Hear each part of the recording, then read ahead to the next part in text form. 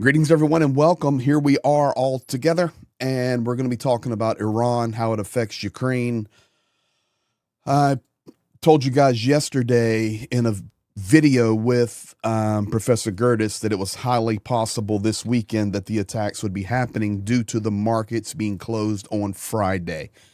So I just want to thank you for being here. This is not impromptu. I was up last night when this attack unfolded. In fact, I was talking to one of my moderators who was up also, Blonde Bombsheller, and I said, you know what? I promised everybody I would go live as soon as the strikes started. And when they started, I made the decision at that point to actually get some rest first and then come back because it was so early on that it was not completely clear who was doing the strikes. Was it the U.S. only?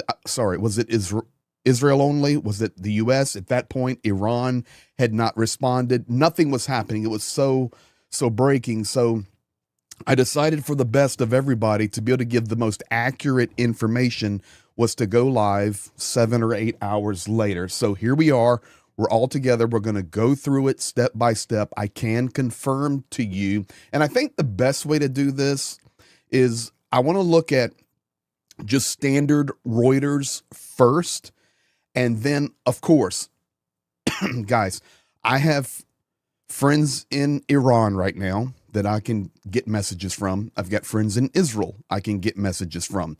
And I am. So we'll get that data to you first. But I think we all need to get caught up. I'm also running for you guys some cams here.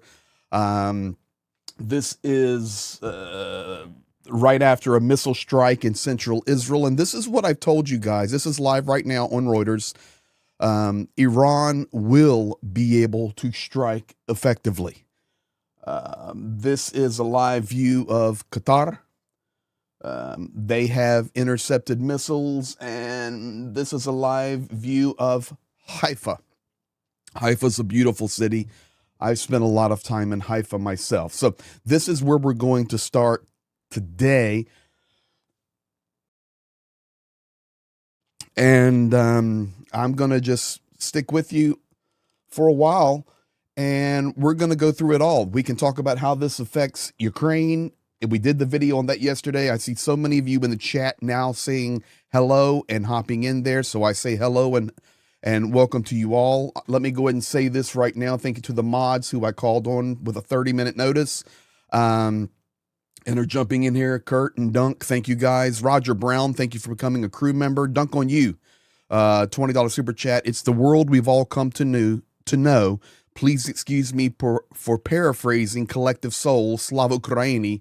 Welcome, Hope Train Riders. And for those of you that are new, maybe just learning about the channel, our community is called the Hope Train. We look at all the world issues and we try to bring hope out of it. And primary focus, number one, the war in Ukraine. And then we move into other things like this war in Iran now. So, Playa de Oro, Ecuador here as always. Thank you, my friend. I've been to Ecuador many, many times. And there you are. Thank you. All right, let's get to it. So I think the fairest way to do this, and I'll be going in and out of eyeglasses all day because my 53-year-old eyes require that. Let's go first to the last updates, and then I'll go to my stuff. Let's go here. So Reuters, this is updated as of, in fact, let me do a fast flip on this. There, updated 10 minutes ago now. Live U.S. and Israel strike Iran as Trump says actions give Iranians chance to topple their rulers. Okay, so that's the headline. It looks like they've got 4 or 5 reporters covering this. What's happening? Israel and U.S. launch strikes on Iran. President Donald Trump says action will give Iranians a chance. Israeli official says Iran's supreme leader Ayatollah Ali Khamenei was targeted. Now, in addition to that, before I went to bed last night, and when I made the decision not to go live immediately because I wanted to make sure I had plenty of facts to talk about. The first thing I had, and I'll go back and grab it. There was a strike on the president's household. That was home in Tehran. That was one of the first strikes that happened. So this was initially, at the very beginning, we can confirm 100% that strikes were going after leadership. So, of course, in Iran, you have the supreme leader, Ayatollah Khamenei, and then you have, the elected president.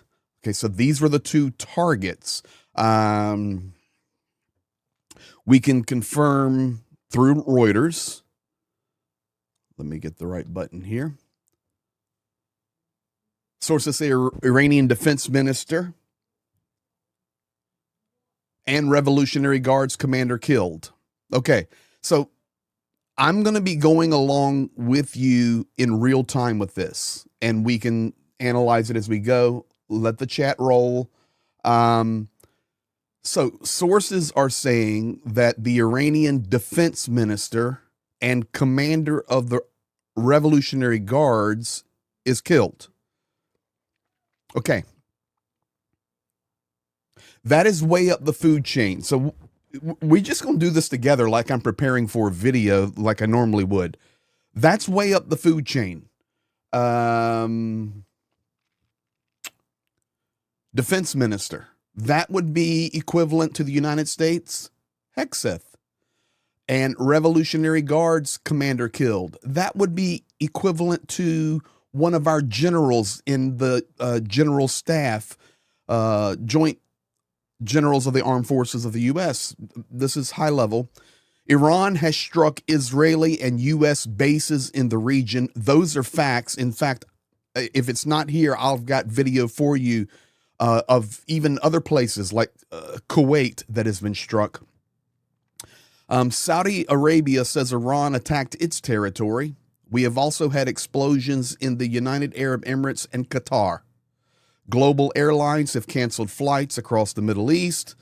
And we already knew that was happening. Now, I'm just going to put this out here right now. It's 11:09 a.m. Eastern Standard Time.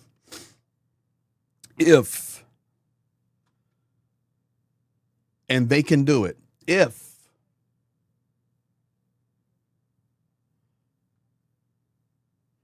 a U.S. ship is struck, you're going to see a difference change in this war. Andrew Scully from Australia, as long as there are religions, will always be wars. Stop the I'm right, you are wrong mentality. There's good and bad in every ethnicity. Really good comment there, Andrew Scully, from over in Australia. Let me get some comments in here that I'm going to move down. I send my prayers for men and women currently deployed to the Middle East. I wish each and every one of them strength and safety during these ongoing operations. Yeah, Joint Chiefs. Thank you for that, Dunk. Exactly. So that's the level we're talking about. That's the wrong button. There. This is the button. Okay, so that's the live feed that I'm showing you here on the Aftermath. Israel police tweeting out a minute ago. Following reports of fallen projectile debris in central Israel, police forces, including bomb disposal units, are operating the field, conducting extensive additional searches. No injuries to human life. We urge the public to stay away from impact sites, avoid touching any debris. And we're just laying the groundwork here. I'm on the wrong one. Let me do that. Make it bigger for you. Trump's new Iran attacks open up big global risks.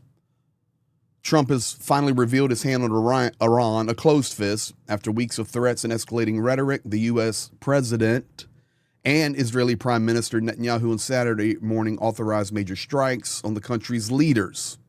For both the Gulf region and the global economy, the latest in Tehran's response create a worryingly unstable, open-ended new reality. This is satellite imagery here showing damage to Khamenei's Tehran compound, and I'll have more of that for you guys, local pictures that I'll give you in just a little bit.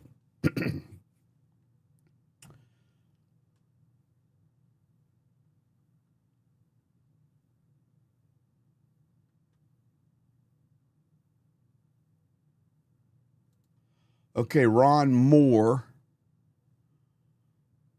Is this my Ron Moore in Nevada? Preacher I know just said his friends in Iran said missile hit children's school next to his building. Well, Ron Moore, you're correct. An Iranian school has been struck. Death toll at the Iranian school is 85, according to state media. So here's how this works, guys. And if you're new to my channel, I have worked around the world for 38 years in many, many, many nations and all over the U.S., and I have lots and lots of friends. So, like, no, Greg, I'm from Ukraine. Okay, so well, thank you, but you're spot on. You're just like a friend of mine that lives in Nevada. I've got lots of friends, and they send me messages, and I get all this information in. Don Gentilini in the house. Come on, Don. Old school. Chat's going too fast. So it helps to bring a confirmed picture. Now, guys, striking a school. Death toll rising to 85. Primary school in southern Iranian town of Manab, according to the local prosecutor cited by state media. Okay, Manab. Let's do this. Right here. Now let's back out so we understand. Okay. There we go, guys. Interesting. Manab right here. This is where the girls' school was struck. 85 is the number right now. Okay, GBN News just reported that the Ayatollah has been killed. All right, we'll get to it. I promise you. I'm going to start moving over in a minute. We'll see. We'll see. Now, let me tell you something about this strike here. It's obvious, and not about striking a girls' school and 85 girls or people killed. This is going to be terrible. But this area right here, guys, is, remember what we talked about yesterday, is called the Strait of Hormuz. 20% of all the oil flow in the world, supporting the world, comes through this strait. This is what Iran says they want to blockade and disrupt completely. So there may have been some military target that they were going after and missed here, or had the wrong intel.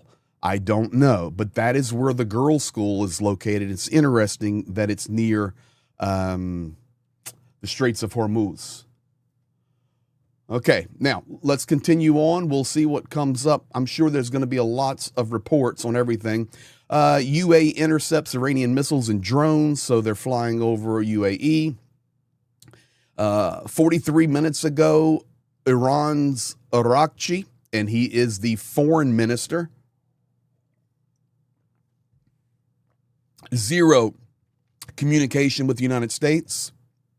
If the Americans want to talk to us, they know how to contact me.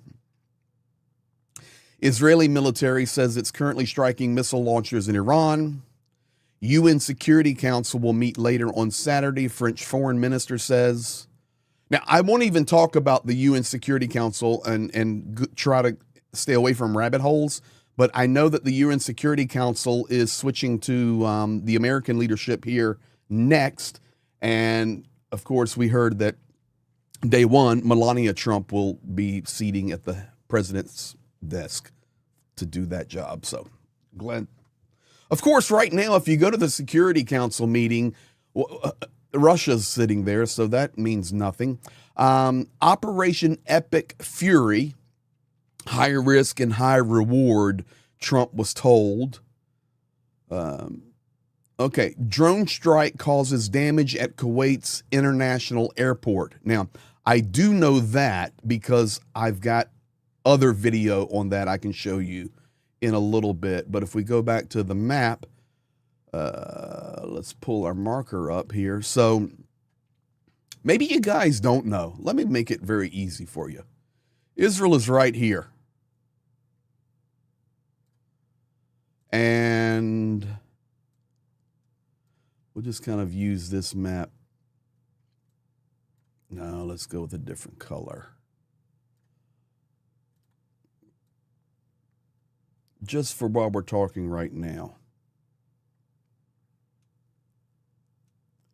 Iran is here. So just you can compare the sizes geographically. Now, when they talk about Kuwait airport being hit, that's right here. So we've got drone strike on the Kuwait airport. This is where the 85 schoolgirls were killed, or whether it's just students or staff. I don't know. You know, this is all breaking news. But so this is what we're looking at right here. UAE has struck down stuff flying overhead. We know that. Let's continue. Israeli media reports a hit in center of the country. Yes. Okay. That's back to the report that we're watching over here live. Yes, Iran was able to strike. We're catching up, guys. Iran was able to strike into the center of Jerusalem here, or the center of Israel. I'm sorry. I don't know the exact spot. Smoke and fire seen at Dubai's Palm Island neighborhood. Where's that at? It's actually, it's down here. It's right here. I've been to Dubai. That Palm Island neighborhood is the island that Dubai made out in the center of the Gulf of Oman and just made that palm tree looking map, landmass. The entire Burj Khalifa was evacuated. Thank you. All right, let's continue here because I want to get it. All right, this said that Khamenei was to give a speech within minutes, Iran's Al-Alam TV says. And I think I've got that.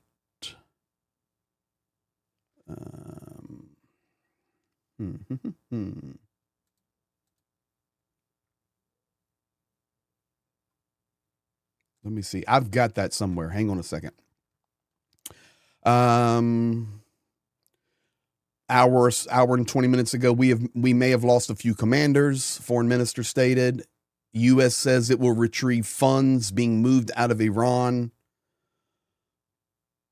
You know, isn't it? It's just always about money.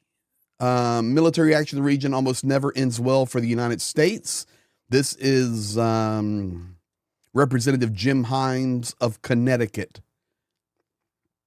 In the United States this morning, Congress calls for votes on a war power resolution. We have Tommy Massey here tweeting, who is, guys, as you know, the Republican from Kentucky who's been pushing hard, partnering together with the Democratic Party to get everything in the Epstein files released. He says, I am opposed to this war. This is not America first. When Congress reconvenes, I will work with that Representative Ro Khanna, that's who we work with on Epstein, to force a congressional vote on war with Iran. The Constitution requires a vote, and your representatives need to be on record as opposing or supporting this war. Yes, agreed.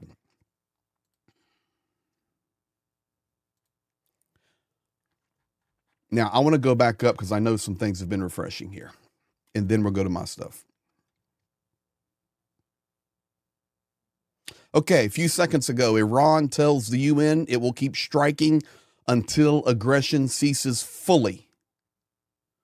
No radiological impact detected. UN nuclear watchdog says IAEA is closely monitoring developments in the Middle East.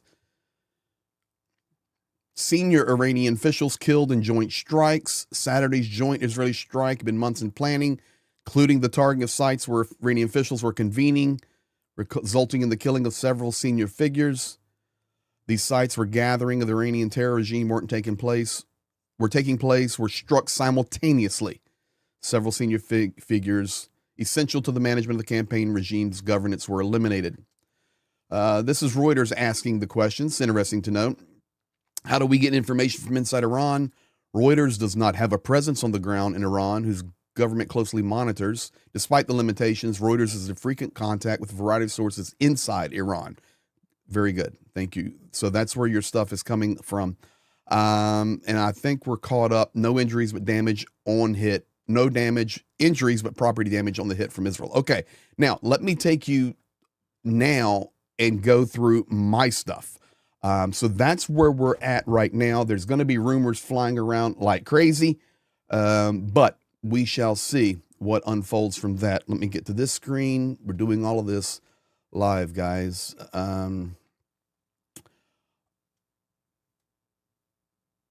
Let's do, you know what? I want to do a poll. I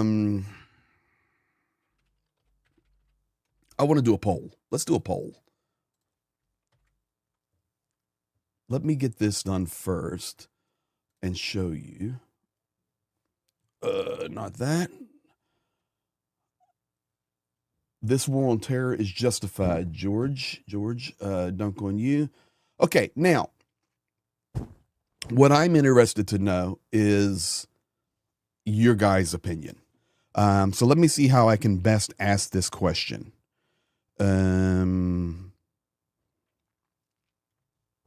Are you for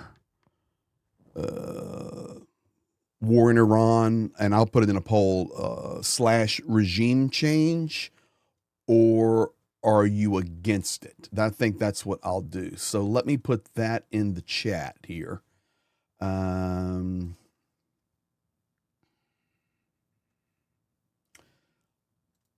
Let's create a poll. Start a poll.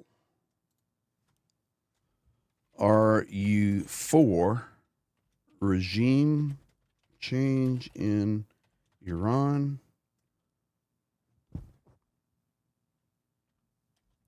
War in Iran. Leave it at that. Yes or no.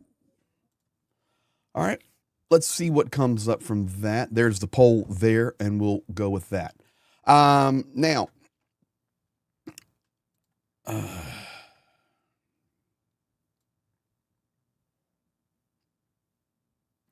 Maximus 8992, Trump cares for no one except his regime. Crew member for 10 months. Thank you, Maximus. Con 45, $50 super chat. Thank you, Con 45. Glory to Ukraine. Keep up the great work, Greg. You're very welcome, Con, and thank you. Andrew Scully, we got you earlier on the $7.99 Australian. Good and bad and everything. Hungarian Foritz, F. Oink, another one of my great mods in the house. Don't compare Iranian officials with U.S. ones. You're getting my hopes up. And Pyro Kurt Brubaker sending 5 memberships. Guys, you're doing a great job. Thank you so much. Let's do this. It's going to be interesting here. Browse.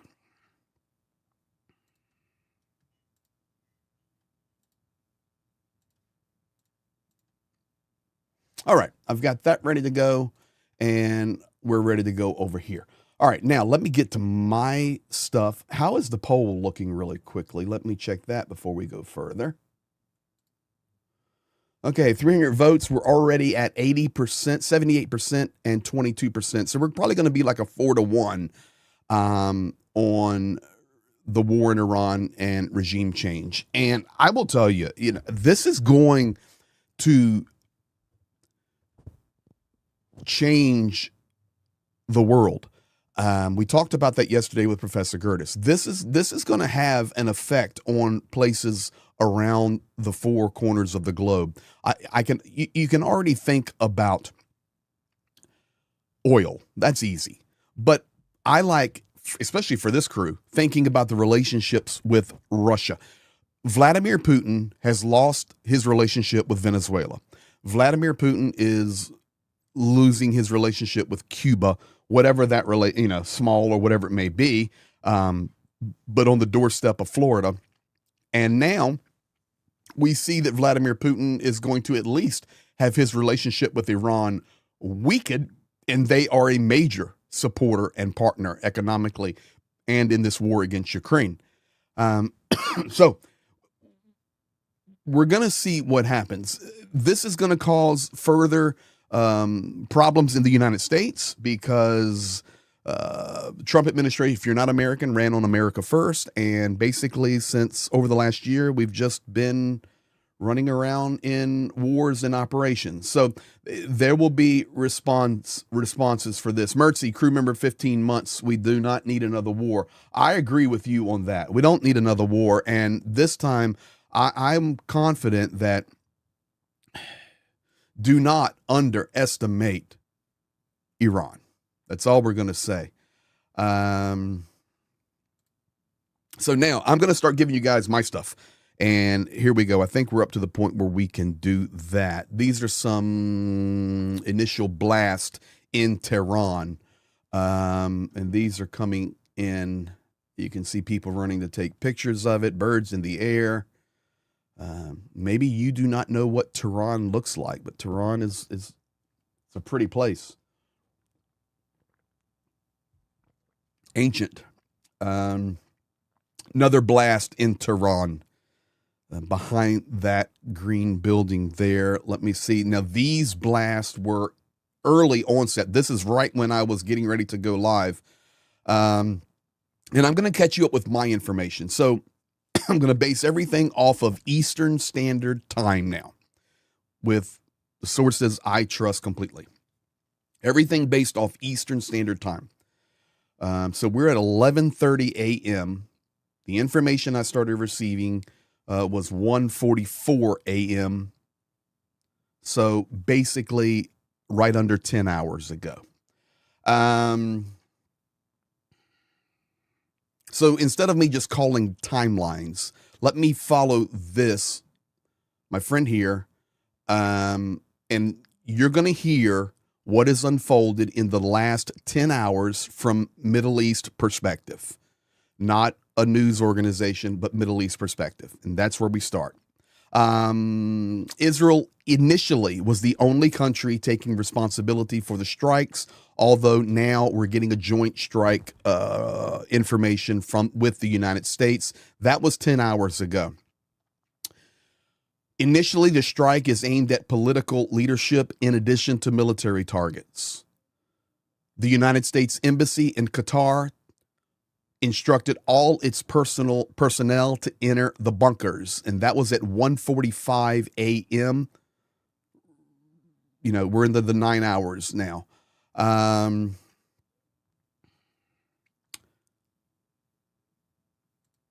Mossad then posted this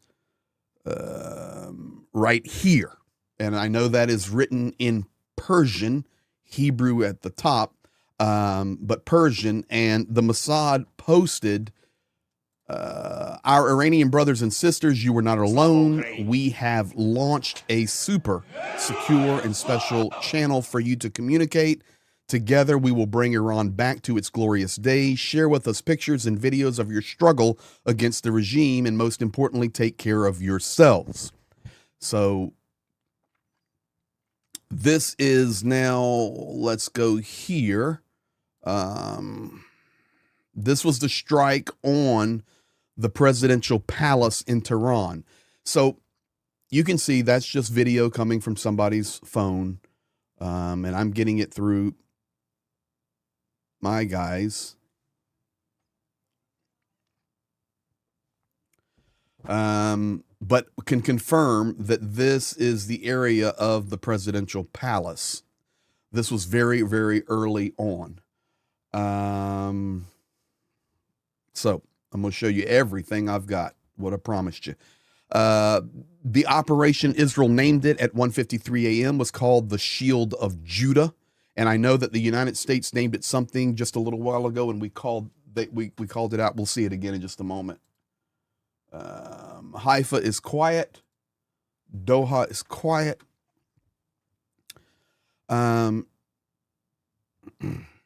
So this date for this attack was confirmed 2 weeks ago. And the guys I'm reading from are saying that everything that you saw over the last 2 weeks, even the negotiations in Geneva, meant nothing.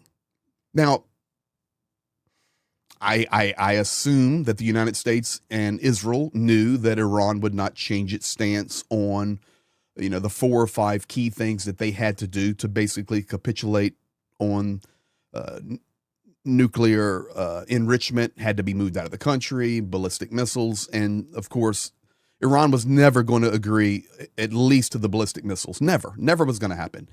So the operation's been planned for this date. And as we told you yesterday, this is always the timing because it allows 2 days for time to unfold before global markets open again.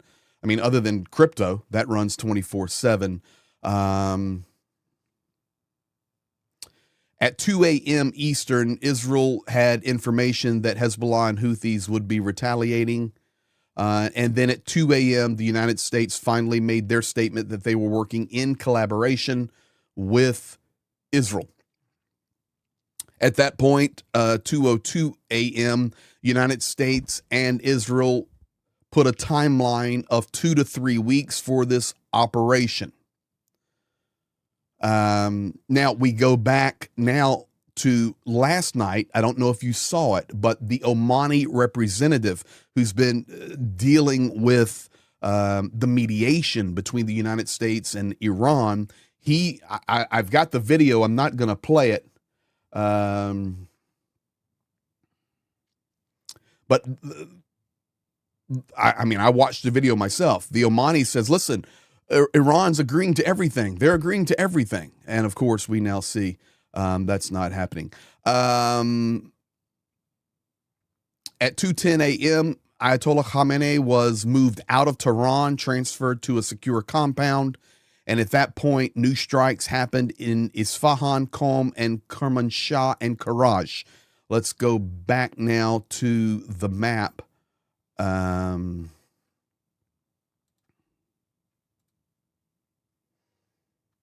And I can show you.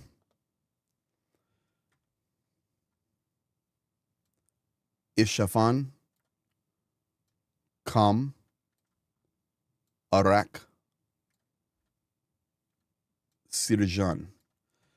So once again, multiple strikes. Of course, they're going after military targets when they're outside, of course, and I haven't even marked Tehran. They're going for military sites. They're going for military bases. They're going for nuclear enrichment sites. They're going for any place that could be considered storage. I mean, it's really simple to understand this time because the Operation Midnight Hammer that was in June was just one bombing run, basically. And the result was, according to the United States, complete, I can't remember the word, obliteration. Their nuclear program was obliterated.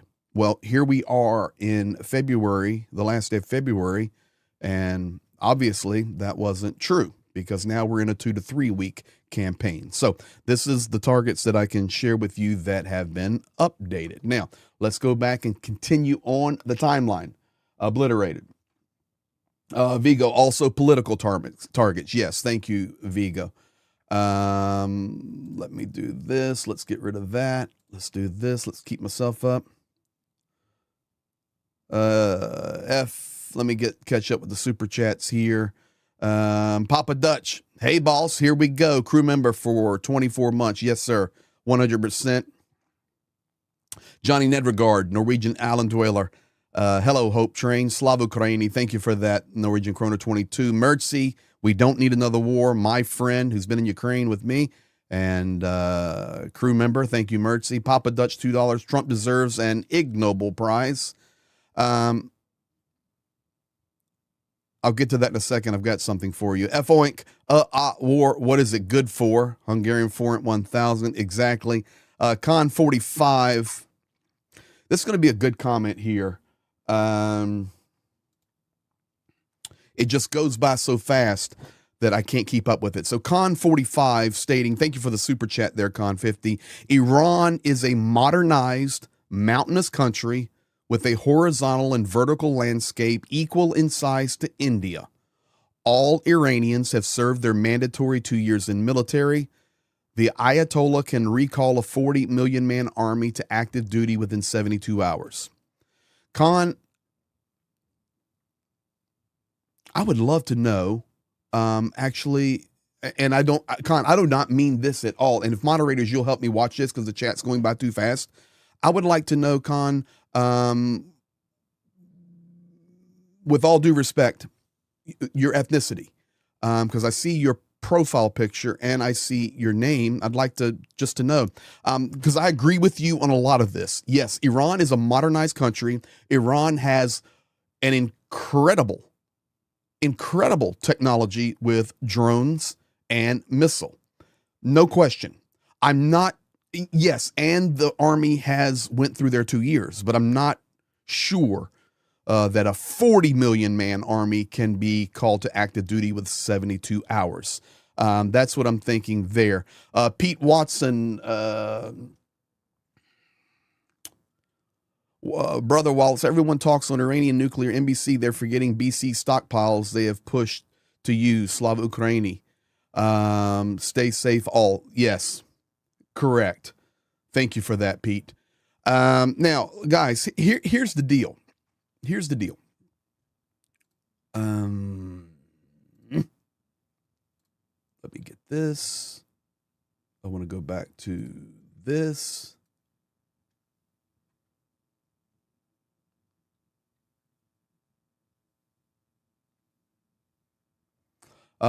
Trump just got off the phone with Netanyahu.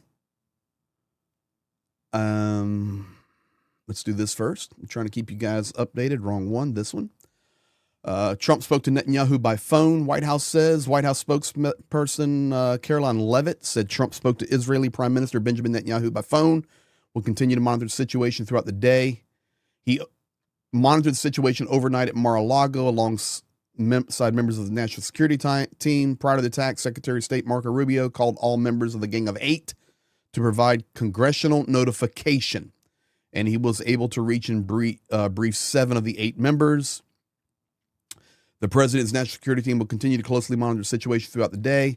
The Gang of Eight is an intelligent committee of Senate and House representative leaders from both parties who are traditionally briefed on major national security actions. And once again, Iran tells you, and it will keep striking until aggression fully ceases. So I like keeping up with Reuters there with what they put out.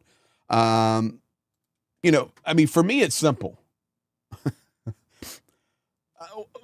Let me be very clear about this. Let me be very clear, because the poll, 743 votes, so we're getting a good sample. We're now 75% for regime change in Iran, war in Iran, 24% against. So basically now 3-1 as the poll goes on.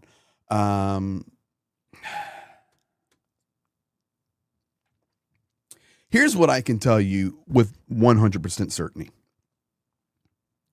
The Iranian regime is evil. The Iranian regime needs to be removed.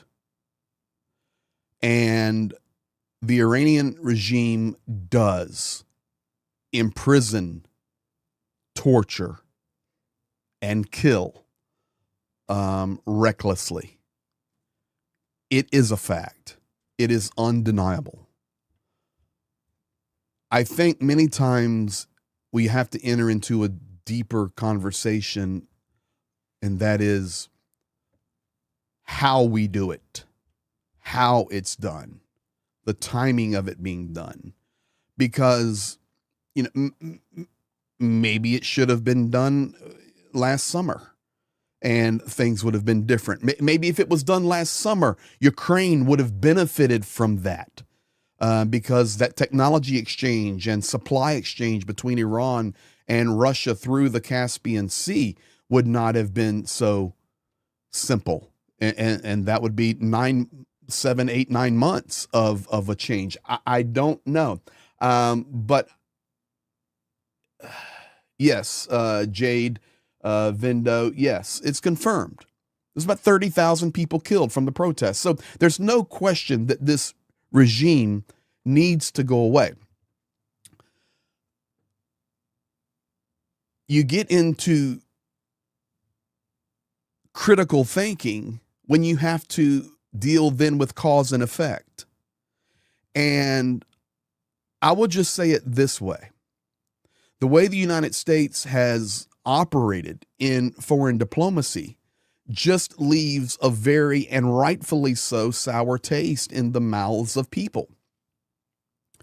And whether it be how Venezuela was handled, the rhetoric about Cuba, maybe yesterday, Trump saying we'll just do a friendly takeover, Canada, the 51st state, Greenland, and the list goes on and on. The breaking or the weakening of the relationships between the European Union and the United States.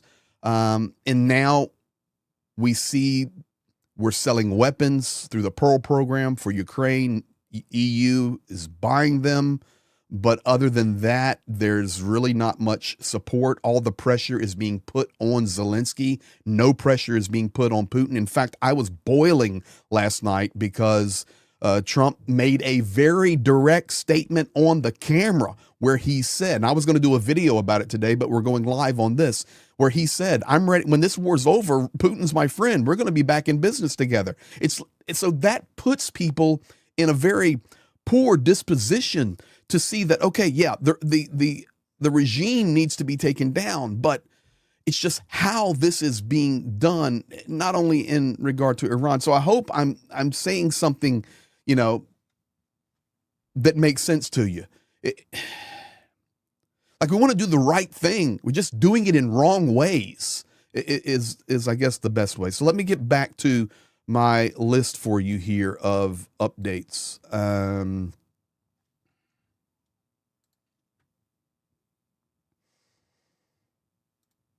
Okay. We're up to about 7 hours ago now. Israel stated at about 7 hours ago that in the coming 24 hours, Iran will be bombed more than the entire duration of the 12-day war. This is the Qom nuclear facility that was attacked. So we looked at the map there at Qom, or I'm assuming that's how the QOM. So this is actually, you can see the smoke in the background there. I'm gonna give you every picture and every video I've got that I can, fairly give you.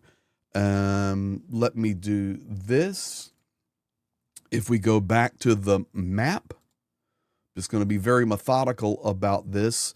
That picture was from Qom, this place. So that nuclear facility there in Qom has been struck. Now, let's go to further. I've got so many things in front of me.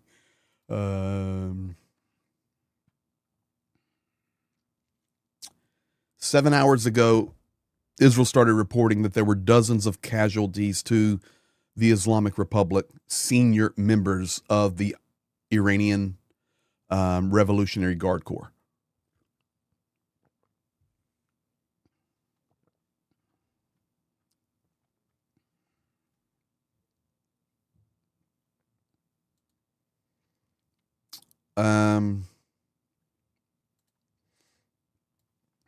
This is skies over Tehran.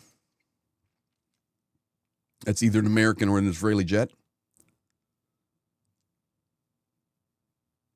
Definitely, that's an American jet. Or, I mean, it could be an Israeli jet, but it's American. I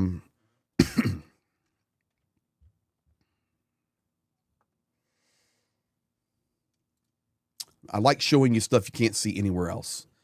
Okay, now we get to the facts on Tehran. 4 of the official targets in Tehran, this was released 7 hours ago, was the Iranian Intelligence Ministry building, the Iranian Defense Ministry building, the actual office of the leader Ayatollah Khamenei, and the Iranian Atomic Energy Agency office. That does not mean they were striking at, something nuclear. They were going at the office. I mean, that's confirmed.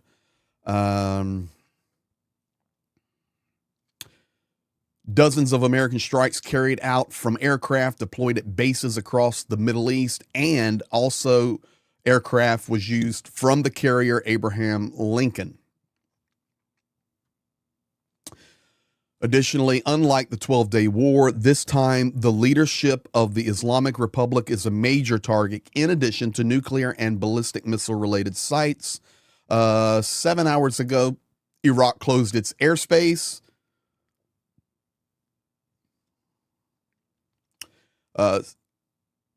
Okay.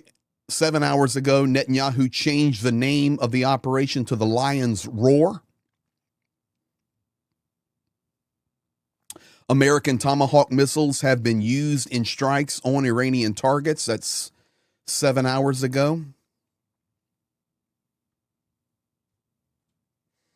U.S. military strikes are focused on military infrastructure of Iran, while Israel is hitting targets in regard to political leadership. So we're seeing how the plan was laid out.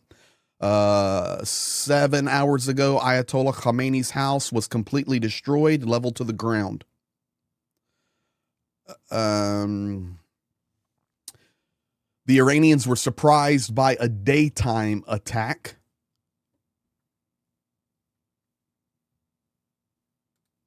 You've probably seen this guy on picture. I know I have. If you keep up with Iranian news, this is that general from the IRGC. He has been eliminated, and they have confirmation of that.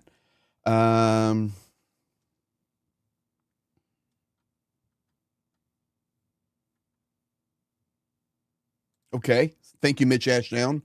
Carney just released for Canada that we support the regime change.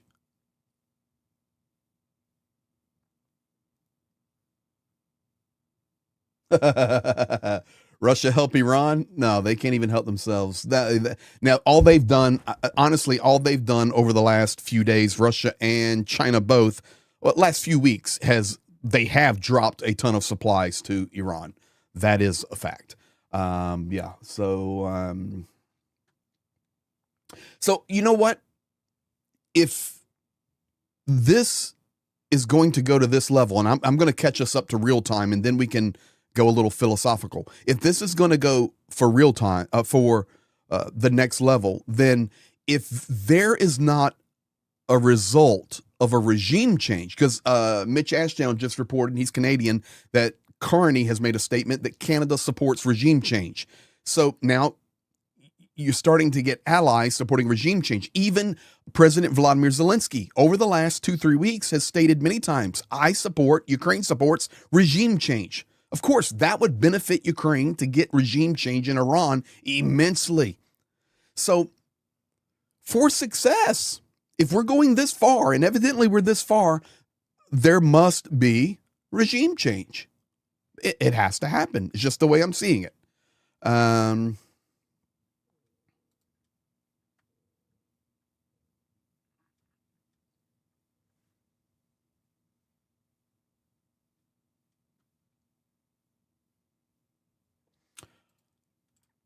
Let's do this.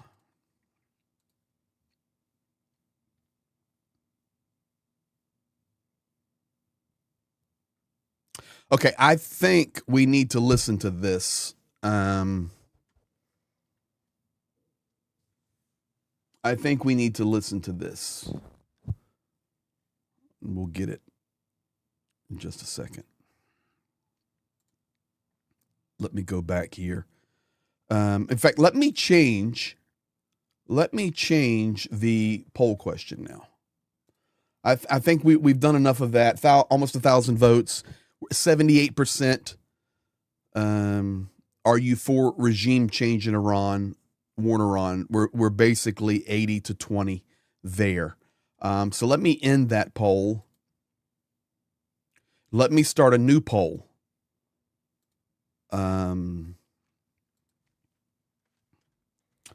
If regime change does not occur, is this operation a failure? We're not even talking about nuclear missiles, etc. Yes or no? All right, there you go. Another poll question.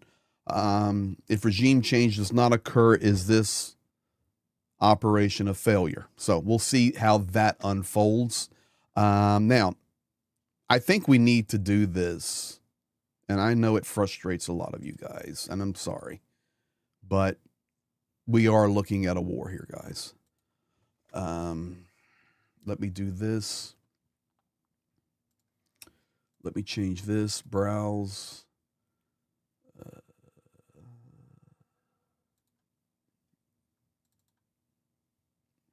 I'm adding in the video statement right now of Donald Trump. And I know that,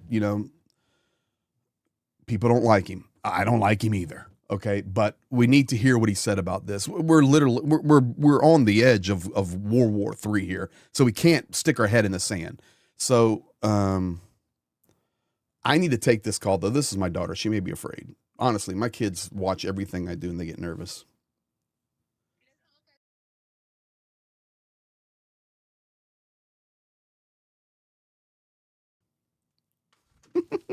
Daddy, are we going to get blown up?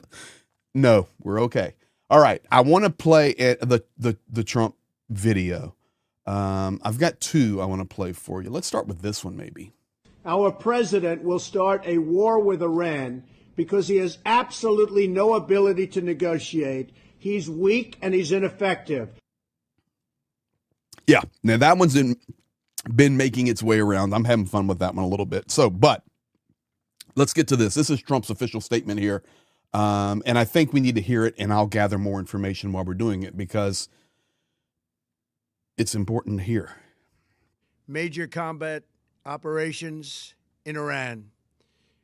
Our objective is to defend the American people by eliminating imminent threats from the Iranian regime, a vicious group of very hard, terrible people. Its menacing activities directly endanger the United States, our troops, our bases overseas, and our allies throughout the world. For 47 years, the Iranian regime has chanted death to America and waged an unending campaign of bloodshed and mass murder, targeting the United States, our troops, and the innocent people in many, many countries. Among the regime's very first acts was to back a violent takeover of the U.S. Embassy in Tehran, holding dozens of American hostages for 444 days. In 1983, Iran's proxies carried out the Marine barracks bombing in Beirut that killed 241 American military personnel. In 2000, they knew and were probably involved with the attack on the USS Cole. Many died. Iranian forces killed and maimed hundreds of American service members in Iraq. The regime's proxies have continued to launch countless attacks against American forces stationed in the Middle East in recent years, as well as U.S. naval and commercial vessels in international shipping lanes. It's been mass terror, and we're not going to put up with it any longer. From Lebanon to Yemen and Syria to Iraq, the regime has armed, trained, and funded terrorist militias that have soaked the earth with blood and guts. And it was Iran's proxy, Hamas, that launched the monstrous October 7th attacks on Israel, slaughtering more than 1,000 innocent people, including 46 Americans, while taking 12 of our citizens hostage. It was brutal, something like the world has never seen before. Iran is the world's #1 state sponsor of terror, and just recently killed tens of thousands of its own citizens on the street as they protested. It has always been the policy of the United States, in particular, my administration, that this terrorist regime can never have a nuclear weapon. I'll say it again. They can never have a nuclear weapon. That is why in Operation Midnight Hammer last June, we obliterated the regime's nuclear program at Fordow, Natanz, and Isfahan. After that attack, we warned them never to resume their malicious pursuit of nuclear weapons, and we sought repeatedly to make a deal. We tried. They wanted to do it. They didn't want to do it. Again, they wanted to do it. They didn't want to do it. They didn't know what was happening. They just wanted to practice evil. But Iran refused, just as it has for decades and decades. They've rejected every opportunity to renounce their nuclear ambitions, and we can't take it anymore. Instead, they attempted to rebuild their nuclear program and to continue developing long-range missiles that can now threaten our very good friends and allies in Europe, our troops stationed overseas, and could soon reach the American homeland.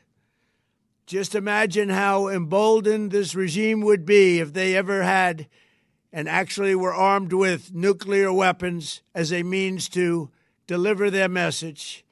For these reasons, the United States military is undertaking a massive and ongoing operation to prevent this very wicked, radical dictatorship from threatening America and our core national security interests. We are going to destroy their missiles and raise their missile industry to the ground. It will be totally, again, obliterated.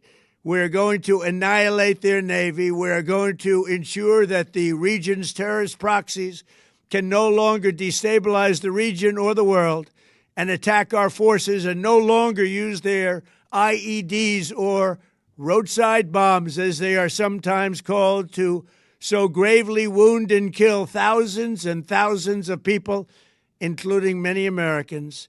And we will ensure that Iran does not obtain a nuclear weapon. It's a very simple message. They will never have a nuclear weapon. This regime will soon learn that no one should challenge the strength and might of the United States Armed Forces. I built and rebuilt our military in my first administration, and there is no military on earth even close to its power, strength, or sophistication. My administration has taken every possible step to minimize the risk to U.S. personnel in the region. Even so, and I do not make this statement lightly, the Iranian regime seeks to kill. The lives of courageous American heroes may be lost, and we may have casualties. That often happens in war. But we're doing this not for now. We're doing this for the future, and it is a noble mission. We pray for every service member as they selflessly risk their lives to ensure that Americans and our children will never be threatened by a nuclear-armed Iran. We ask God to protect all of our heroes in harm's way, and we trust that, with his help, the men and women of the armed forces will prevail. We have the greatest in the world, and they will prevail. To the members of the Islamic Revolutionary Guard, the armed forces, and all of the police, I say tonight that you must lay down your weapons and have complete immunity, or, in the alternative, face certain death. So, lay down your arms. You will be treated fairly with total immunity, or you will face certain death. Finally, to the great, proud people of Iran, I say tonight that the hour of your freedom is at hand. Stay sheltered. Don't leave your home. It's very dangerous outside. Bombs will be dropping everywhere. When we are finished, take over your government. It will be yours to take. This will be probably your only chance for generations. For many years, you have asked for America's help, but you never got it. No president was willing to do what I am willing to do tonight. Now you have a president who is giving you what you want. So let's see how you respond. America is backing you with overwhelming strength and devastating force. Now is the time to seize control of your destiny and to unleash the prosperous and glorious future that is close within your reach. This is the moment for action. Do not let it pass. May God bless the brave men and women of America's armed forces. May God bless the United States of America. May God bless you all. Thank you. Okay, now, I know that tilted a lot of you. It tilted me. I do not like hearing his voice. But I was reading the chat, and this is why the Hope Train is such a great community. Yeah, I saw the chat. I was watching it. Liar in chief, holding onto the pedestal. He's not waving his arms. He stuck to the script. He finally said something right. I don't like him. All of those. All fair. No problem. But on this, take away the man for a second and listen to the message. Now, there must be a delivery on the message. So now you've heard it. I will not play it again, I promise you. But we needed to hear what his statement was. What I heard was, we're going to overthrow this regime. You Iranians stay sheltered, and when the appropriate time comes, take over your country. Now, that's a broad stroking statement. How does that happen? Regardless, that statement's there. We are going to completely destroy nuclear capabilities. And did you hear him even say the Navy? We're going to destroy the Navy. Why? Once again, you come back to the Straits of Hormuz. So that can't be blocked and the oil can flow, because that's how it would be blocked, is with the Iranian Navy. He also stated that Americans can expect that there will be casualties. So you have three huge statements. Forget the man who delivered it. Expect casualties. We're going to take out their military capabilities completely. And then you're going to take over your country. That's what we need to hear. Now, this is not about trusting, and I'm going to get off of this and get back to the updates about trusting him. That now is tabled. He has made the statement. He has made the statement. Regime change, complete destruction of Iranian military, including Navy, and Americans expect casualties.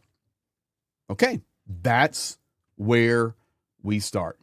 And we'll see. We'll see what unfolds from that. Papa Dutch, $5 super chat. The curious part is seeing militaries turn against their governments or refuse orders. Russia first, possibly Iran. The USA may have issues. That's absolutely fair. Cons 45, $10. I'm American. I served over a decade in Iraq and Afghanistan from 2004 to 2014. Iran's a powerhouse. We attacked Iran during Ramadan. Iran is a sleeping giant. I don't disagree. First of all, Khan, thank you for your service to our country. Deeply indebted to you for that. Thank you for your opinions. I completely agree that Iran is not just going to roll over. They're much stronger than people think. Papa Dutch, Trump doesn't think he's a president. He thinks he owns America now. $5 super chat. And that is correct. I completely agree with that as well.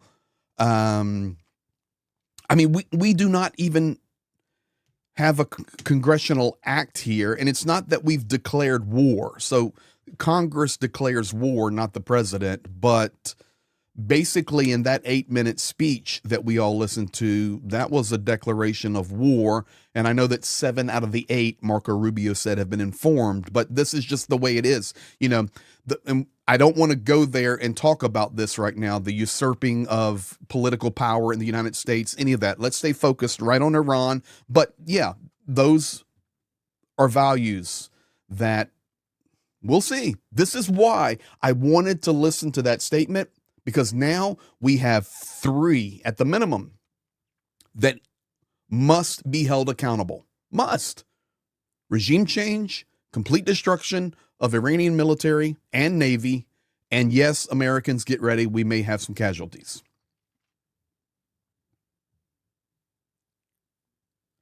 Andrew Scully, $7.99. Zelensky is the true leader of the free world. He is the GOAT. Aussies have and always support Ukraine. Iran is an Epstein file distraction. So, Andrew, I'll tell you what. Iran needed to happen. The regime change needed to happen. But for sure, it does simultaneously benefit as an Epstein file distraction. Mitch Ashdown, $10 Canadian. I'm thinking America not sending ground troops in may make it possible for this to not become another very long war. Possible. We're just at the beginning, and I'm going to get back to my one main source and get us caught up on real time.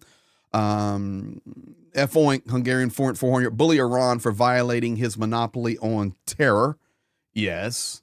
Niels Clement, you've been with me a long time, my friend. Conductor, for once, Trump was sensible in his speech. Yeah. And no arms waving, no rabbits chased.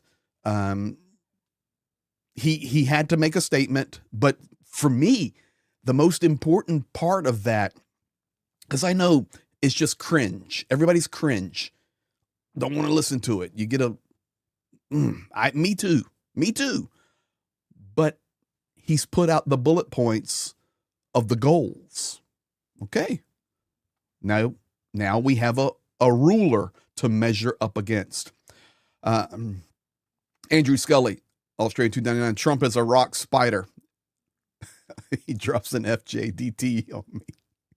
Dunk on you 20. Whether or not this is good for Ukraine depends on who follows as leader in Iran. It's a strange, strange world. Slava Ukraini. 100% agree. 100% agree.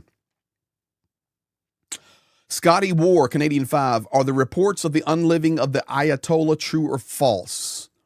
Listen, no confirmations on that. There have been rumors about the Ayatollah. All I can tell you right now on my timeline, which I'm getting ready to get back to, is there have been reports, but the only reports that I can confirm as of 12:09 Eastern is that he was moved to a secure compound out of Tehran.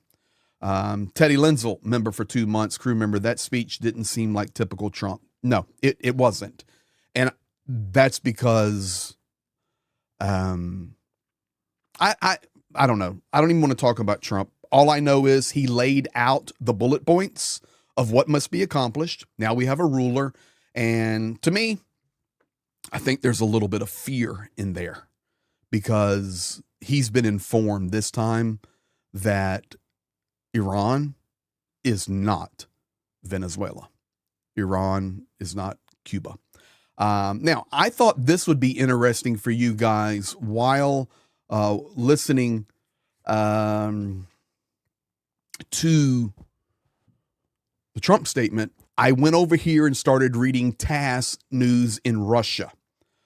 Dmitry Medvedev has already released a statement that he calls the United States negotiations with Iran were a cover-up operation. And once again, Donald Trump proves he is not a peacemaker. Now, excuse me, a lot of you guys in here are, of course, maybe overwhelming, pro-Ukraine. We're standing with Ukraine. We're fighting for Ukraine. But as I've told you for years, all of this is connected. And now, that same Trump we listen to, who has Putin's picture hanging on the wall in the West Wing, the reality is and you're going to see it come out now, that Russia does not view Trump as a peacemaker. They view Trump as an ally. It's easy to see.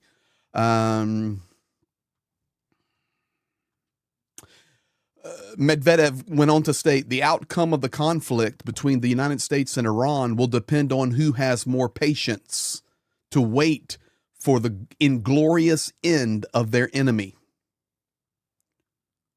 Let me see if there's anything else. Russian Foreign Ministry will release an official statement. Russia was confirming 5 hours ago that the president, Pezeshkian, is alive. Tomahawk missiles were used. Now, this is why Tomahawks are not in Ukraine, because America needs them. That's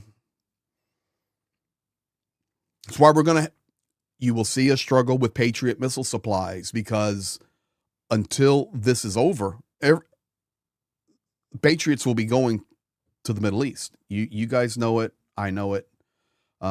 Explosions in Abu Dhabi.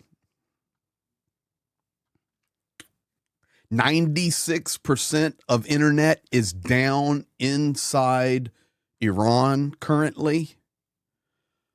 I'm just reading the Russian news for you real quick. The U.S. Fifth Fleet was attacked by Iran. Doha had explosions. I've shown you that. Strikes have been launched at Israel. Another powerful explosion in Abu Dhabi.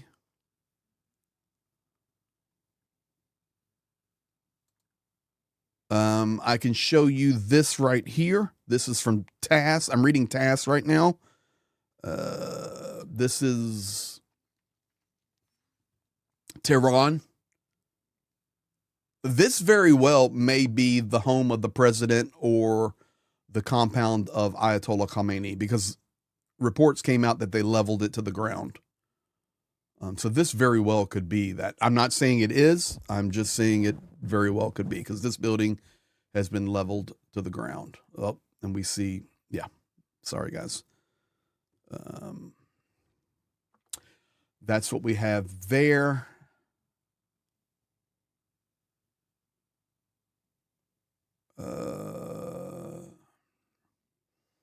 Explosion in the capital of Saudi Arabia.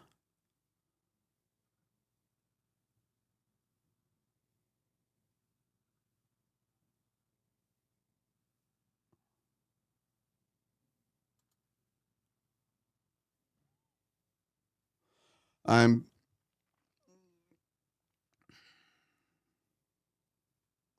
trying to preview it before I show it to you. Explosion in Dubai. And I know people will be going, okay, Greg, you're reading Russian news, TASS news. Yeah, on this I am, because it's, at least on this reporting, they're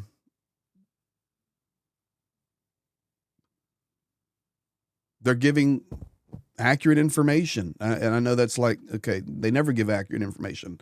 No, but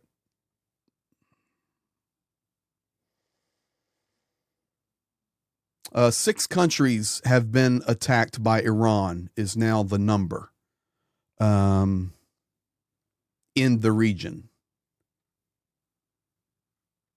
Let me make sure caught up here.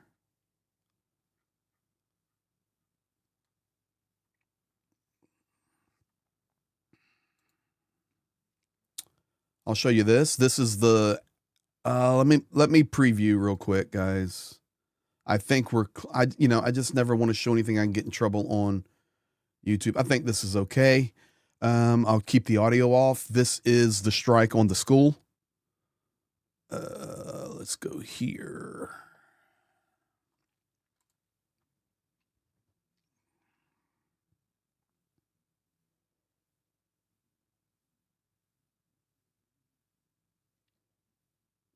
I'm keeping the audio down on purpose.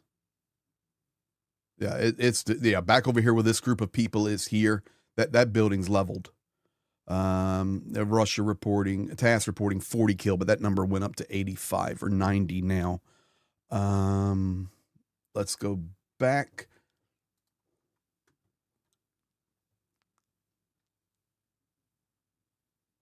Okay, here we go. 5 hours ago, Sergei Lavrov has called the Iranian foreign minister, and Lavrov has officially condemned the unprovoked armed attack on Iran by the United States and Israel. So 5 hours ago, Lavrov has, he also stated that Arakchi, the foreign minister, told him that peaceful settlement and negotiations were going well, and the USA and Israel showed their true colors by striking like this during negotiations. Iran did not start to strike back at Israel until 4 hours ago. I have a satellite image of the Ayatollah Khamenei's residence here. Oh, we're getting good stuff for you guys. This is this very well may be the video that I showed you moments ago of that one building destroyed. This looks like it could be, but you can see here this is the Ayatollah Khamenei's home. This is not, according to Iran, where he's at. According to Iran, he has been moved, but we'll see.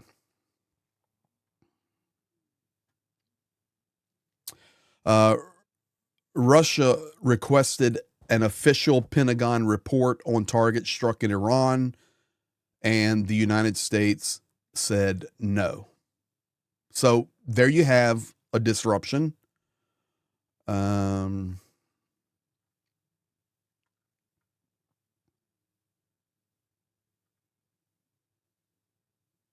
Putin just got off a call with the Security Council discussing Iran. This is Bahrain. These are large strikes, guys. That's a Reuters picture there.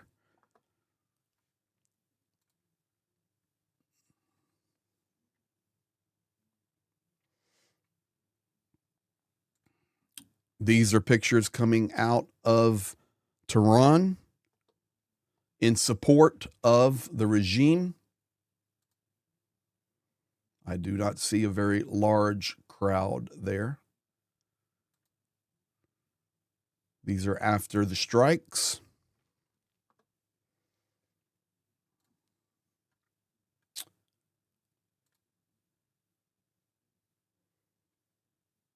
Remember this, guys? This is a billboard in downtown Tehran.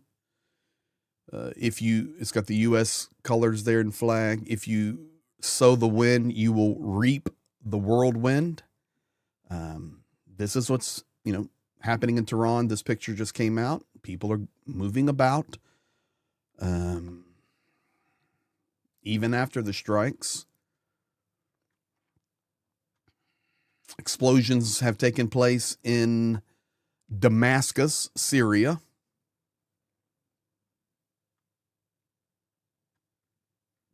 And I will be caught up there. I'm trying to, I have to read this, translate it, and give it back to you.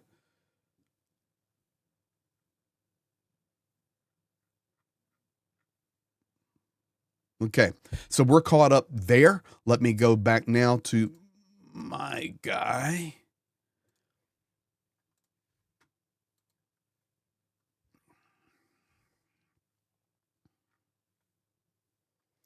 The poll, 877 votes, 90. If regime change does not occur, Is the operation a failure? 92% of you guys are saying yes, and that's a large sample poll there. By the way, thank you for liking the stream and taking time to make your comments.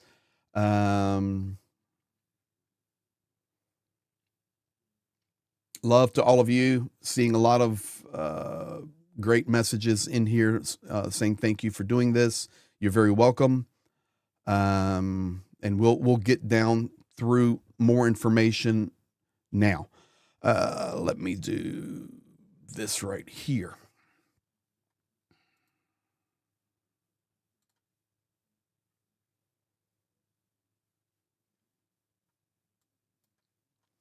Once again, there is zero official confirmation on the elimination of the Ayatollah Khamenei or the president. We do know that some key senior leadership in Iran has been eliminated, like the Minister of Defense and some of the commanders of the Revolutionary Guard, but no words on Khamenei or the president. In addition to that, we do know that the home of Ayatollah Khamenei was destroyed. So as of right now, I see you guys asking questions in the chat. As of right now, no information. But what I'm getting ready to read on now, I will know. Let's do this. Let me get back to here, and let's get to here.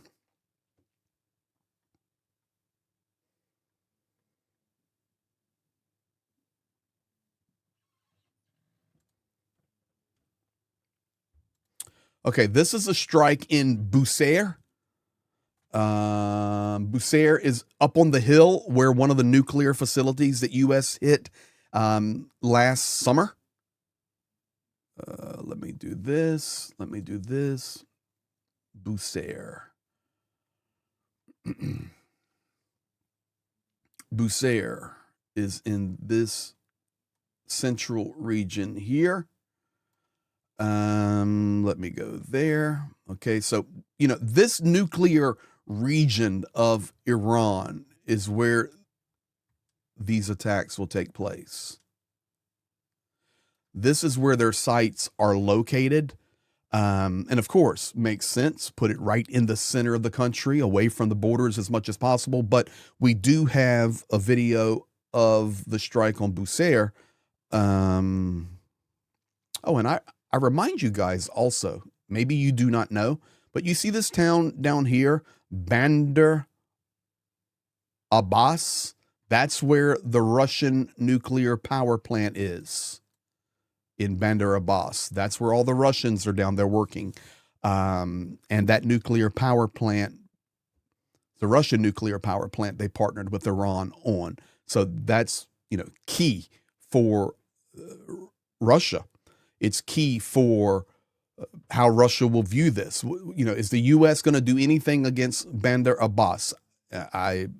That's supposedly civilian nuclear power generation partnership between Russia and Iran, but we'll see. That's all we can do. Now, let me go back to here. This is Bushehr. Right here. You can look up on the hill.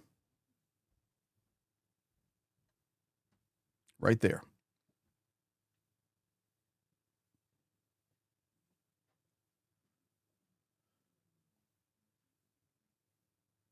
So, all I can show you is the stuff we get in, but this is just confirming some guy hanging out a window supporting it.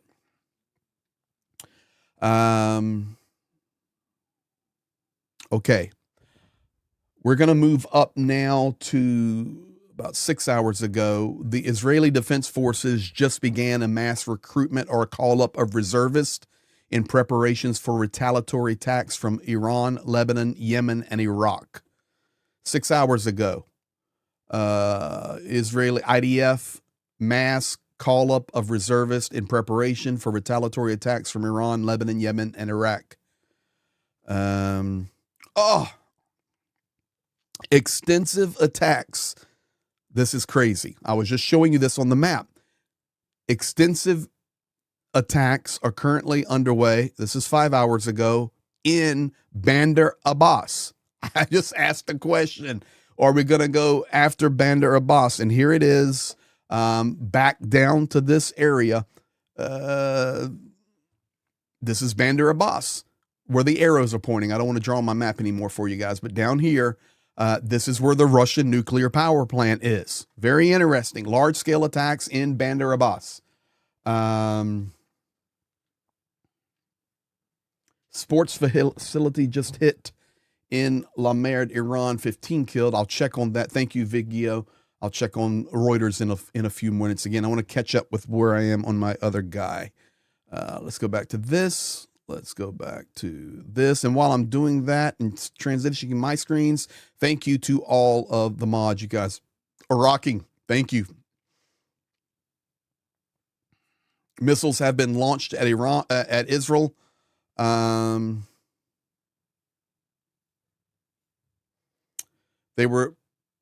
This is where all the air alarm sirens have been going off in Israel. And there was a strike up here on the north side. This is a zoomed in map of Israel. There's Mount Hermon up here. There was a strike on the north side up towards Lebanon. But Haifa just went under air alarm. Okay, so 5 hours ago, IDF reporting that Iran is mobilizing their missile launchers now.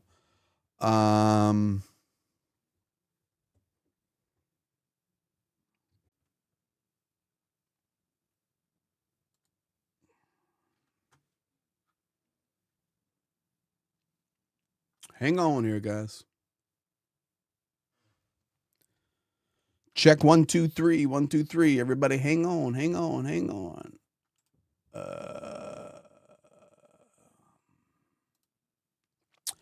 All right, I think we're back. I have no idea what that was.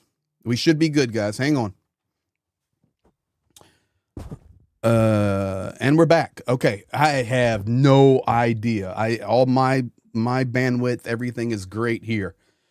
Okay, we'll keep rolling. If BB, you can put it back out, maybe on the Discord that we went back on. That was crazy. We should be back now. Okay, everybody hearing me? Can I get a plus? We should be good. Or audio good, 100%. I see that. Thank you. All right, let's continue on, guys. We'll get our people back here.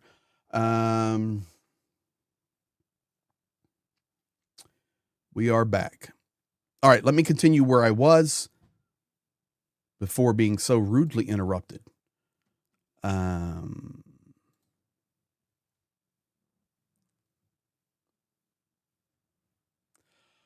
Let me read you the official statement from Ayatollah Khamenei.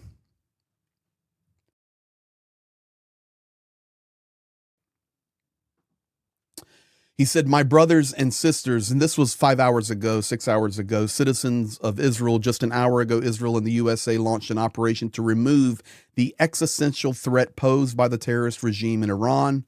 I thank our great friend, President Donald Trump, for his historic leadership. For 47 years, the Ayatollah regime has been shouting death to Israel, death to America. It has spilled our blood, murdered many Americans, and massacred its own people. The murderous terrorist regime must not be armed with nuclear weapons that would allow it to threaten all humanity. Our joint action will create the conditions for the brave Iranian people to take the fate into their own hands.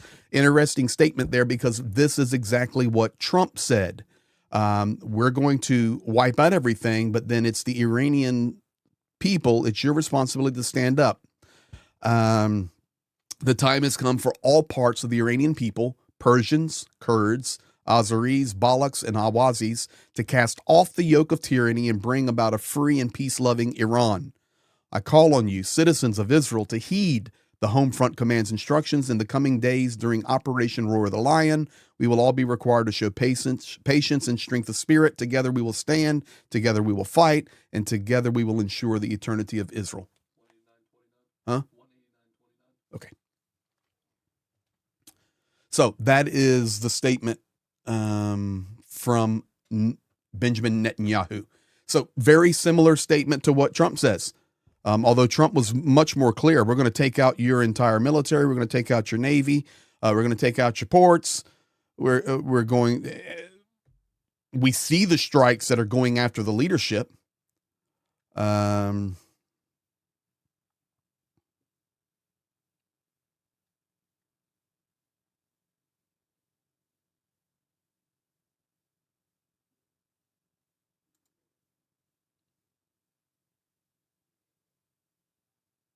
This is crazy. This is Erbil in Iraq. Let me show you this. These are tomahawks. Let's do this. Watch your screen, guys. You'll see them go across.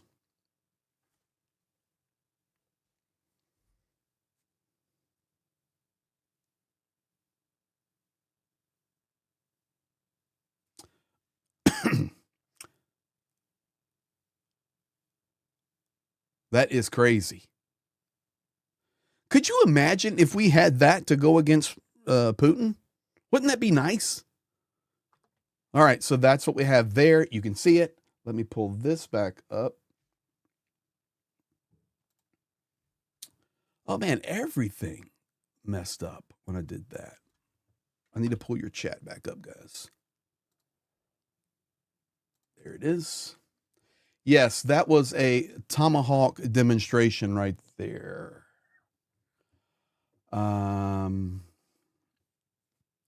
Okay. I'm just going to put this comment up here. I have no confirmation on it. Looks like Khamenei is killed. All right, we'll get to it. I have no confirmation of that, but we will know.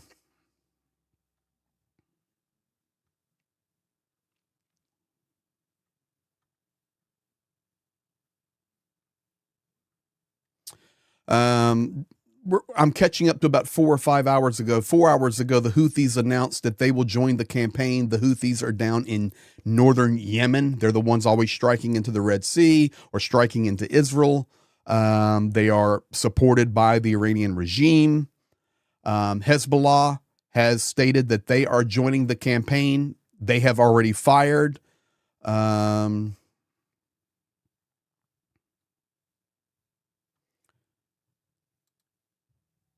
Iranians are launching missiles. Israel has been under air. I'm trying to catch up for hours now. This is Tabriz, which is in Iran. You can see the cloud or the plume of smoke in the background. And Israel reporting that the ballistic missile site in Tabriz, that was destroyed, and this is the result of it. Now, of course, that's the angle we have. We have the hill. It's just a report, but I'm sharing it with you because the source where I get it from, I trust. But still, that's not looking down.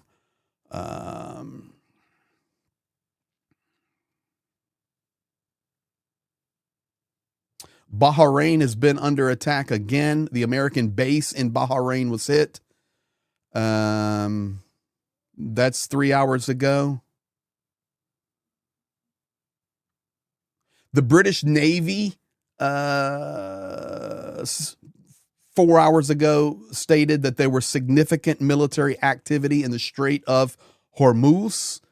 And if you guys remember, I'll go back to the map for you on that one. This is the critical area that we'll be watching and talking about is the Strait of Hormuz here. And it's in this black box here. Remember, this is where 20% of the oil for global supply comes through out of the Arabian Gulf into the Gulf of Oman and on out. So British military reporting significant activity in that area. A good question here. Will Russia help defend Iran? Absolutely no. No, they will. They can't. First of all, they can't. Second of all, um, listen, the end of the day, and we looked at it right here, guys. Weakening the ties between Moscow and Tehran is not just diplomatic objective, it's military necessity. This is what is happening right now. And it's good. If this was yesterday, we were talking about this. If there's an attack, there can be fewer strike capabilities against Ukraine. Attacks become more expensive for Russia and lower frequency of engagement. This is good for a safer rear guard in Ukraine. So this is exactly what we talked about yesterday.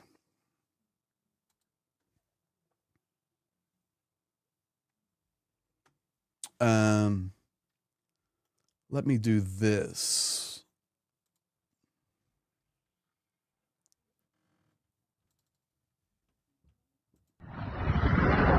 Okay, so somebody asked what a tomahawk sounded like. I saw it go past in the chat. I'll give you one. Here is flying over Iran. Here is a tomahawk. I'll give you volume. Don't worry about my echo. It won't be there, but you need to hear this to hear the tomahawk.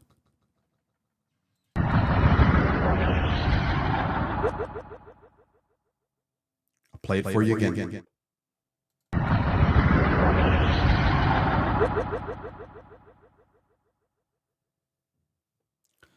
One more time. All right, so if you were wondering what a tomahawk sounded like, I saw that go past the chat.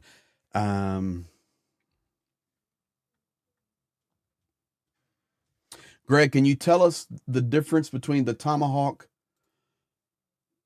and the pink flamingo? I'll be happy to.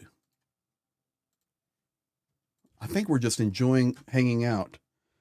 I mean, not what's going on, but we're.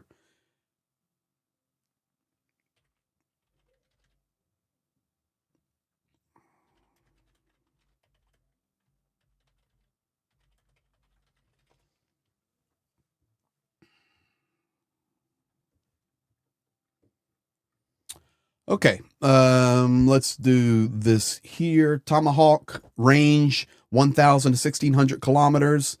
Land attack cruise missile, land-based cruise missile. It can also be launched from ships and platforms. It does very accurate GPS terrain mapping. Warhead is conventional, high explosive. The pink flamingo is the newest technology where they're still developing, but the range is, we now know, up to 1,600 kilometers, airspeed 900 kilometers. It will look similar. It will sound similar. Of course, the design is different. And the flamingo can carry also a higher payload. So, but the tomahawks, guys, they're so developed and so proven. Flamingos are such new technology that Ukraine is using effectively. But you could see, I mean, could you imagine a barrage of these flamingos flying over Moscow? I mean, that's what really needs to happen. But there you go. That's that basic. So thank you for that. Yeah, the flamingo has a larger warhead. Let's do this now.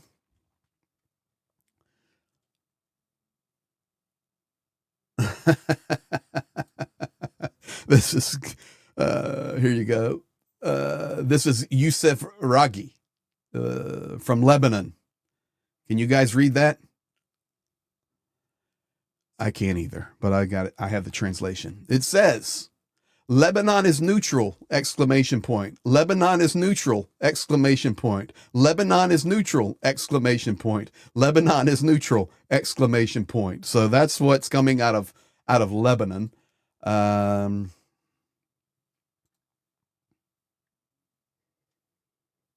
Like this stuff is unexpected because, I mean, expected, but here's Bahrain. You can see the strike there. So this is Bahrain.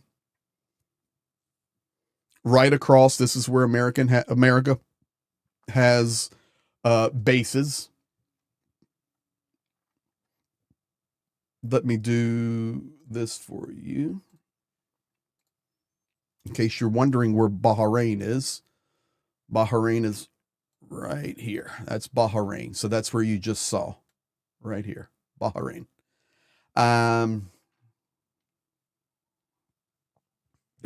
Bart Van Camp neutral. Lebanon is neutral. Lebanon is neutral. Oh, that's good. All right, let me get back and keep you guys updated because I'm still catching up here.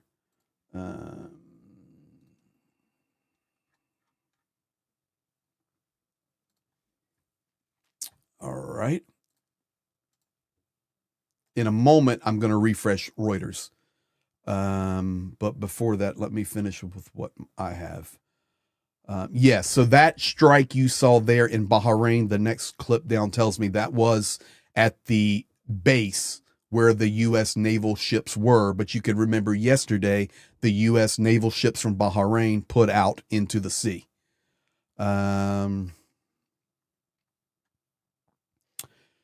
far, the Iranians have attacked Israel, Bahrain, UAE, Qatar, and Kuwait.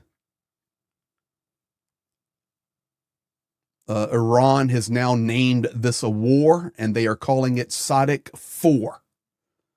Iran has now named this as a war and called it Sadiq 4. Sadiq 4 translates to the promise of truth.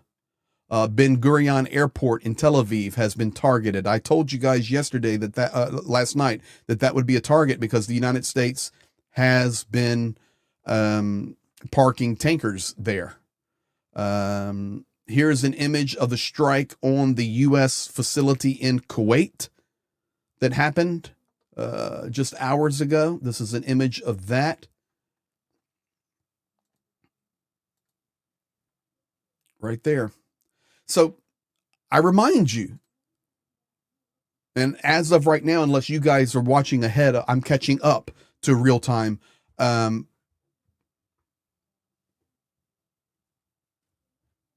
We haven't seen yet, something specific struck, meaning like a ship other than these bases. But they are hitting. They've hit the port there in Bahrain. They're hitting here in Kuwait. The capabilities are there, and that's what must be understood. Thank you, General Consensus. Great comment here. For the U.S., this is not a war. It will last weeks. For Iran, it's definitely a war. It poses a huge threat to the authoritarian regime of the mullahs. Yeah, great point. Papa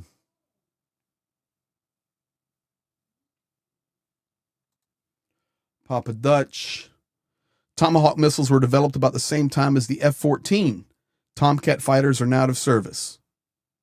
Yeah, they are old technology. What year was that? I mean, they've been around since what, the 80s? Tomahawks? Pretty sure. I know somebody in here knows. Of course, we can look it up. Okay. 4 hours ago, Israel started attacking targets in Iraq. I repeat, Israel started attacking targets in Iraq.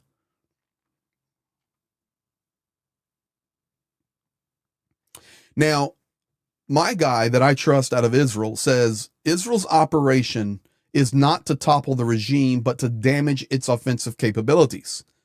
Trump's speech discussed regime change, but it must take place by the people of Iran. Explosions in Doha, Qatar.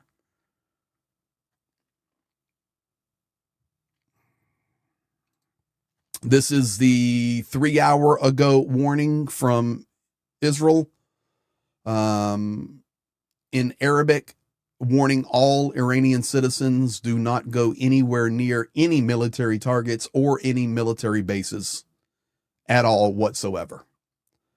So they're trying to warn people. So fair enough on that.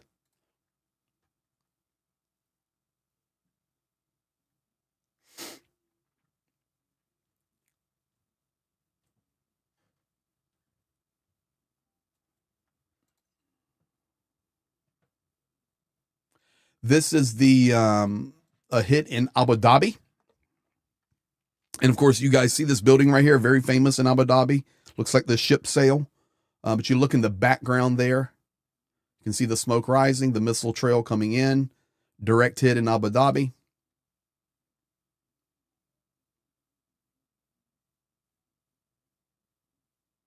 These places over there, I mean, I've been to Dubai, just incredible infrastructure.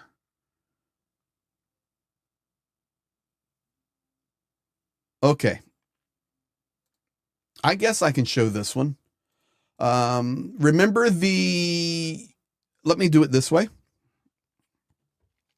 This is the strike in Bahrain I showed you a few minutes ago. Channel 12 News Israel says Ayatollah and head of Republican Guard are dead 1 minute ago. Adam C301. Thank you. Thank you. Tomahawks and servants since 1983.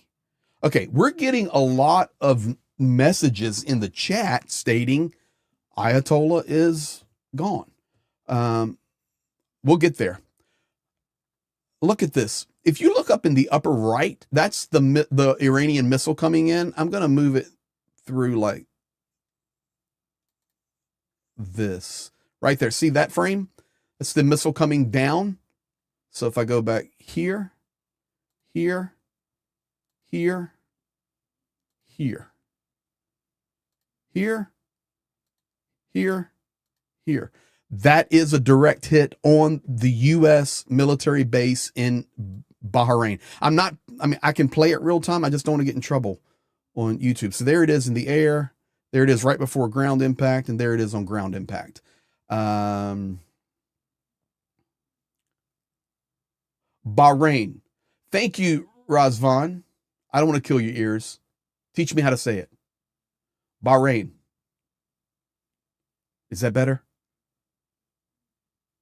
I'm from the South of America. I sometimes add syllables to words I shouldn't. Baha baby. It's Bahrain. Ah. Somebody please tell me. Bahama Marine. Okay, yo, I've got to look it up now because now I feel bad. I want to pronounce everything right. Okay, Razvan. Bahrain. We're going with Bahrain.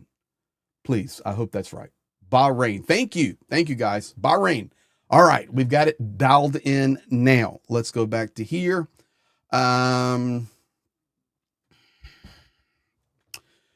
Prince Sultan base in Saudi Arabia has been attacked.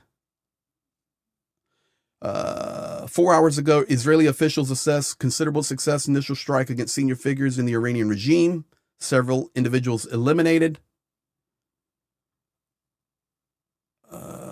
This is Abu Dhabi on the American base.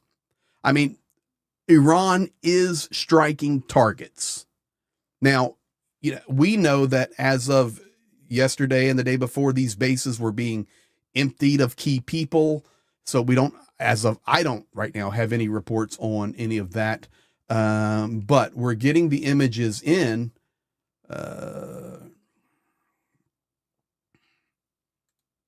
This is Keter Karar, which is the command center of the Revolutionary Guards in Tehran, outside of Tehran. I would say that's an accurate strike. You can see a few buildings down here and here, but this is Keter Karar, and we're catching up. We're catching up.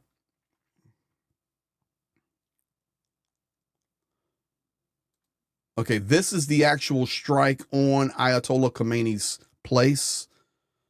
We'll do this and this. That was a large strike.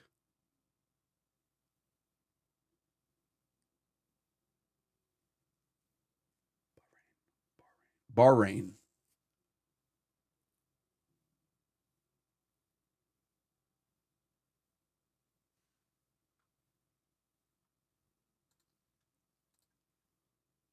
Yeah, Scotty. Thank you, the Canadian too. YouTube censorship fears real news and real world words. Yeah, I try to be very sensitive by what I'm sharing, and it's too important to share to not be accurate. A, B, sensitive, so that we can see it.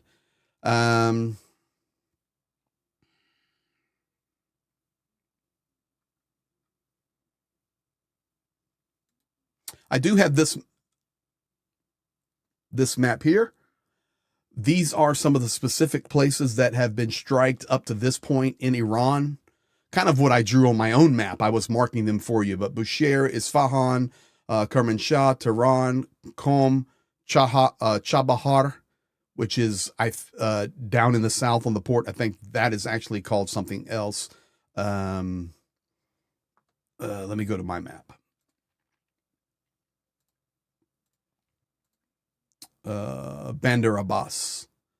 Bandar Abbas is right here. So you can see my map I was marking pretty accurate to the official map coming out of strike targets there. So let's continue on because you guys have me interested to catch. I want to catch up. And thank you for going through this with me. I feel like I'm here preparing a video, but just doing it real time with you. Okay, so once again, Israel did officially target Khamenei and Pezeshkian. It's official. The Iranian media claiming President Pezeshkian is in good condition. Minister Arakchi, healthy and sound.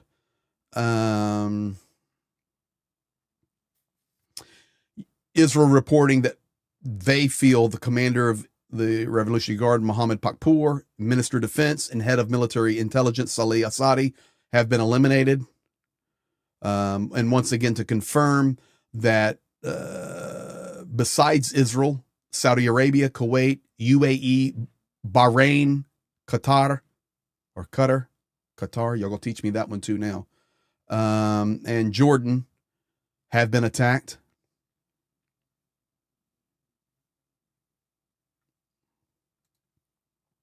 I can show you this picture you probably won't see on mainstream media. This is people getting out of Tehran.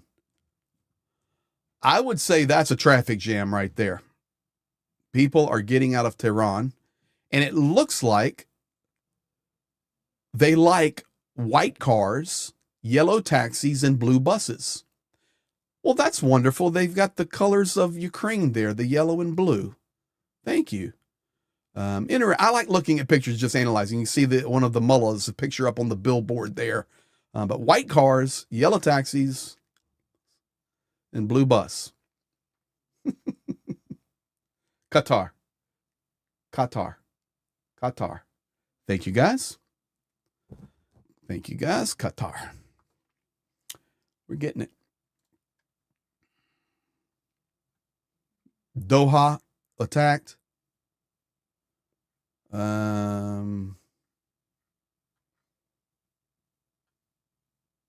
Okay, now this is what we're looking for. Beginning reports of protest in the streets of Tehran.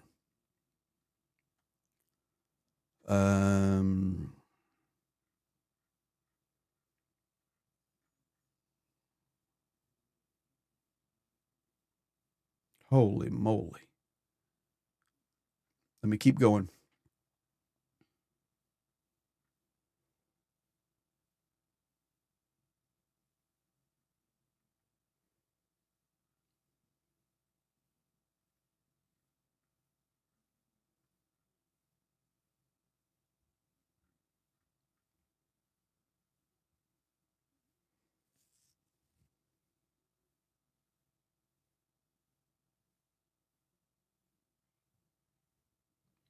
Okay, so if you're wondering about anything coming out of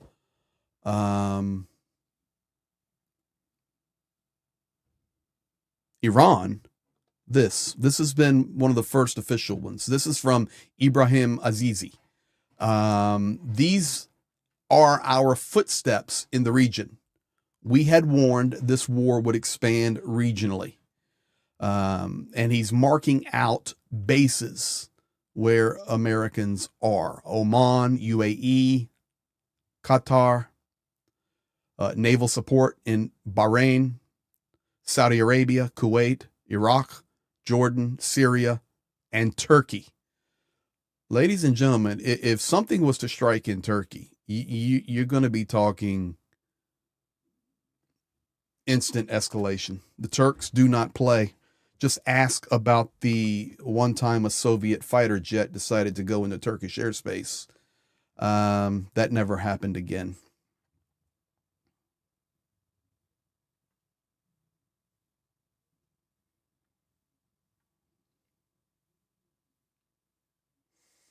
The Iranians released another statement that says, as we have announced in response to the shameless aggression of the United States and the Zionist regime against Islamic Iran, all occupied lands and the bases of criminal American forces in the region were struck and will be struck by crushing blows of the Iranian missiles, and the operation will continue relentlessly until the enemy is decisively defeated.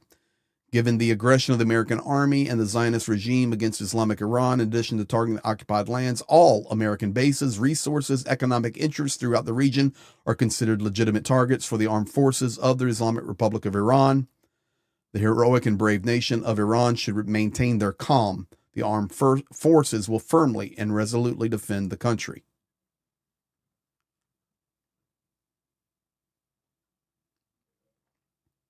Okay, I'm almost caught up with us, guys.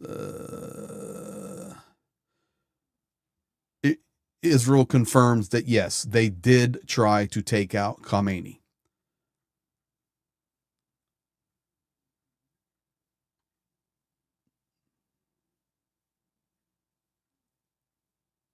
I am trying to get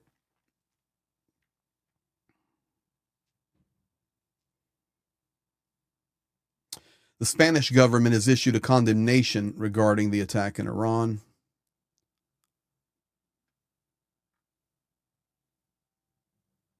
Airbase in Jordan was just hit by missiles from Iran.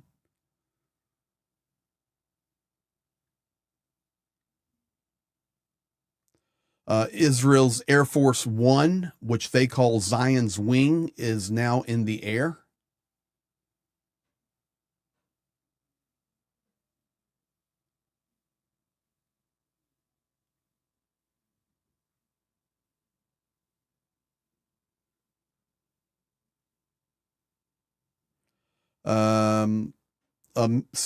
Iranian missile struck in Syria, killed 4 in a Druze area.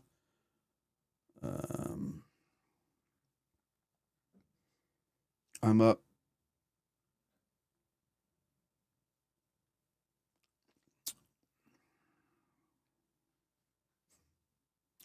Russia has called for an immediate ceasefire. Isn't that interesting? That coming out 4 hours ago, Russia calling for an immediate ceasefire.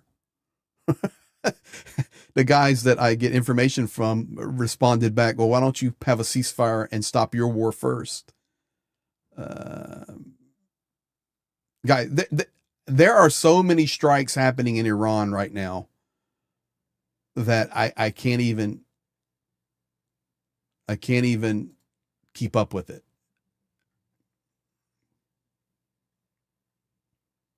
Okay, now all of you guys in here, you keep up with, of course, Ukraine, and you see shaheeds. We show you many times what's happening with shaheeds. So this is actually in Bahrain. All right. So when we tell you or try to share with you that Iran has technology, like this shaheed came all the way across the Gulf and struck the target in Bahrain without being taken out. Look at here. Look in the air. That's a shaheed coming in. Boom.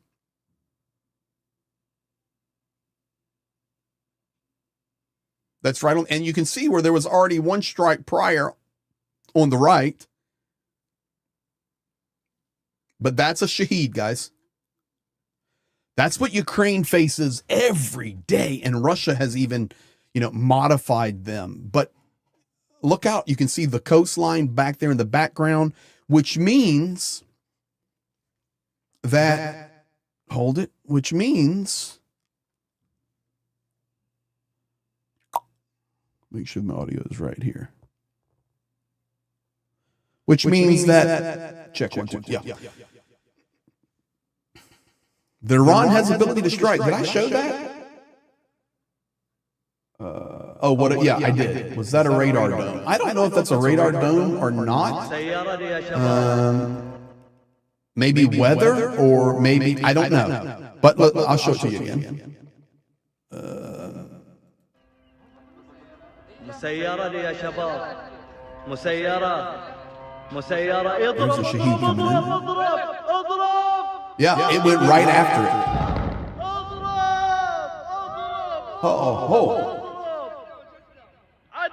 Is the echo gone? Oh, sorry. Sorry, there you go. Forgive me, guys. Now try the flanger and a little distortion. I can't do that. I can't do that, but I can apologize for that happening. All right. That's because of this. There. Now we're good. Oopsie, please stand by. Thank you. All right. No, you didn't double up on your pain meds, but you know what? That's interesting. Watch. Any military guys in the stream would have an idea for sure. That's either going to be radar or weather there. From everything I know in my experience in Ukraine, you can see all the other little balls there. I mean, bullseye. Whatever it was, that was the target. Whatever it was. I think we can assume that. Khamenei family dead, but not good him. It's radar. Think on you. Thank you. Think on you. Thank you, Dunk. That is, here we go.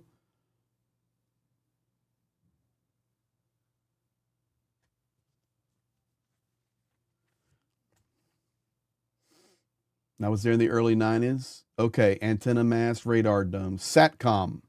All right, regardless, she's a target. All right, thank you guys.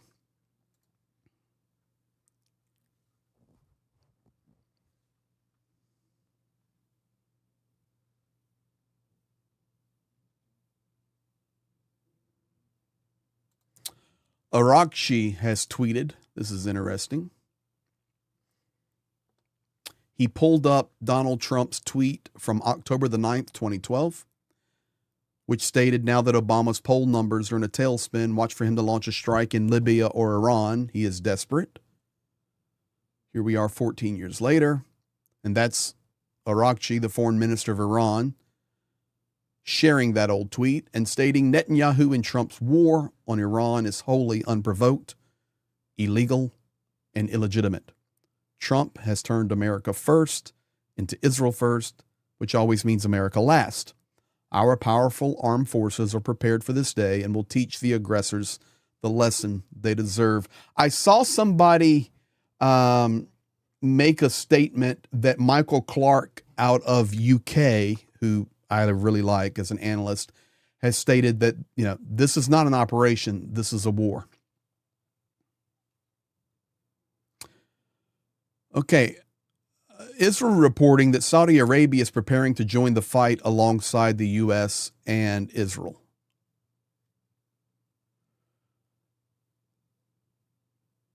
Oh my gosh.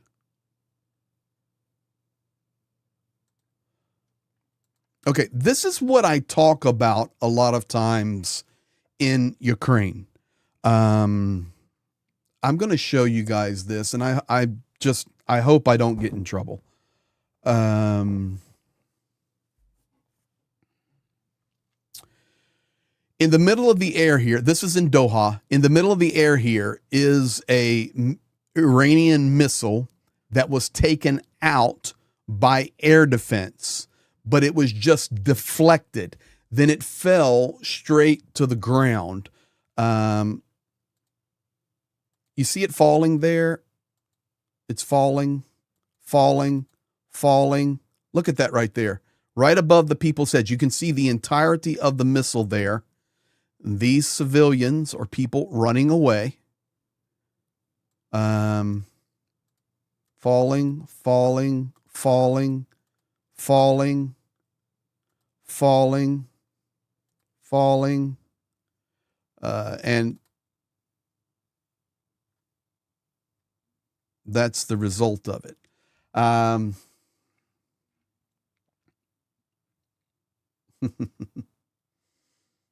Yeah, no, that one's not AI. I promise you that one's not AI. Let me go back to this. This is my guy. Oil tanker movements in the Strait of Hormuz have been stopped. That is as of 3 hours ago.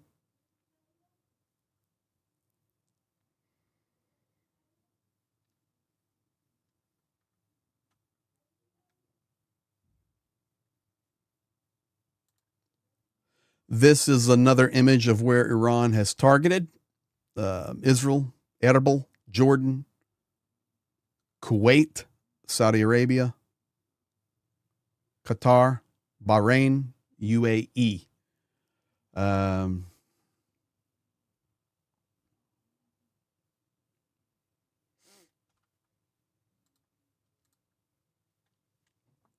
Papa Dutch 5. Why is it always the ignorant countries that talk about teaching somebody else lessons?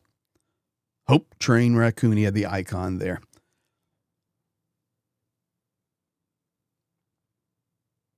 No, it's not I do my best not to share anything that I can't confirm, and I trust it.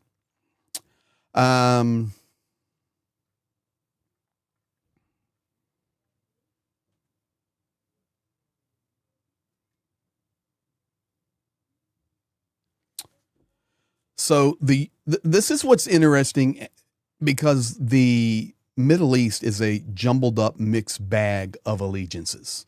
Now the Emirati president, UAE President Mohammed bin Zayed Al Nahyan, spoke on the phone with the Saudi Crown Prince Mohammed bin Salman. The two are discussing Iran's attacks on the United Arab Emirates. The Saudi Crown Prince has condemned Iran's missile launches and expresses solidarity with Abu Dhabi. Okay, so just so you know, you're having nations here that are not the friendliest, the UAE and Saudi Arabia, and all of a sudden they have reconciliatory talks because of that.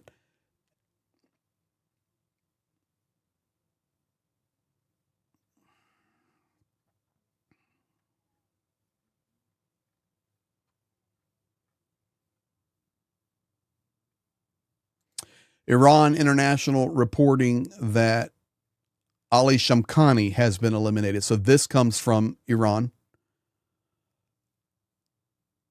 And once again, I am seeing where Khamenei targeted, but I have no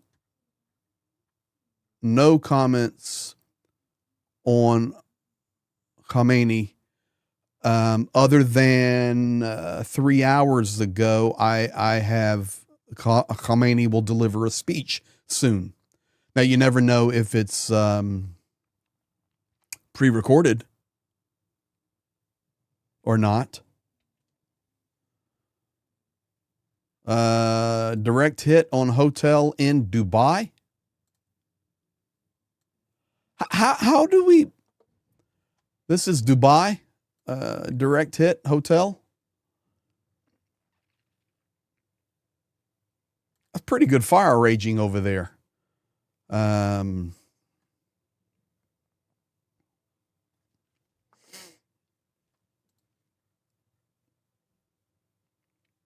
Okay, I'm catching up now. Oh, I'm starting to understand, guys. I'm starting to understand and catch up with you. Uh, Holy moly. The reason Saudi Arabia and the UAE are talking, and let me get this.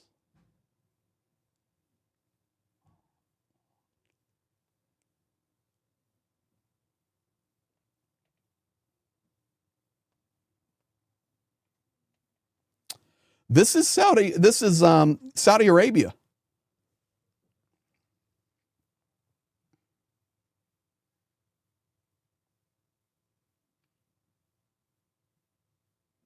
Okay.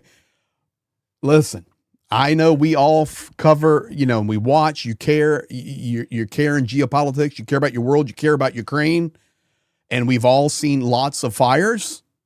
But I'm just going to tell you something right now. That's a big one. I do not know what was hit there. We will find out maybe later. It looks to me like it's on a port or potentially some type of flat base, maybe airstrip.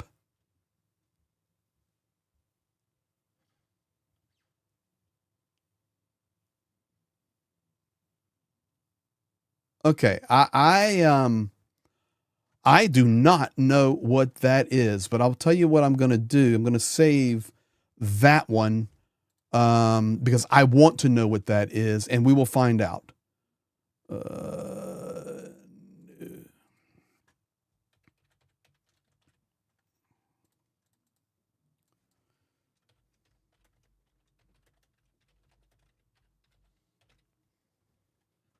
And remember, that was Saudi Arabia.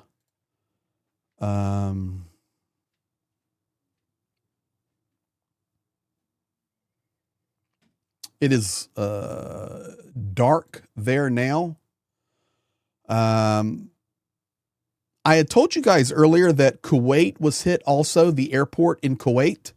This is the airport in Kuwait. If you look up in the upper, you can't see it there because of what I've got.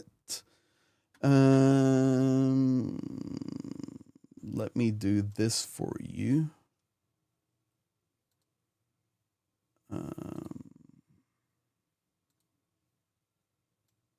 There, you can see the roof. See the big hole in the roof? So and obvious that's an airport. Has been struck. You're talking about big money. Major hub for oil. Okay. Let's send that back in there. Saudi authorities confirmed that Iran-backed strikes targeted Riyadh and the eastern province, a major hub for oil infrastructure. That would make sense. That would make sense. Looks like an oil fire. Yeah, agreed. I wonder if gas at the pump, wonder what that's going to cost here.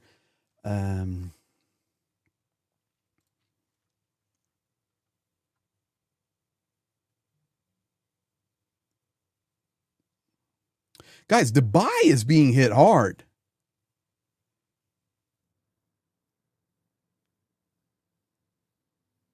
That's like another fire burning in Dubai here. I can show this. You can see now it's getting dark over there, of course. So our images are changing because I'm catching up to real time.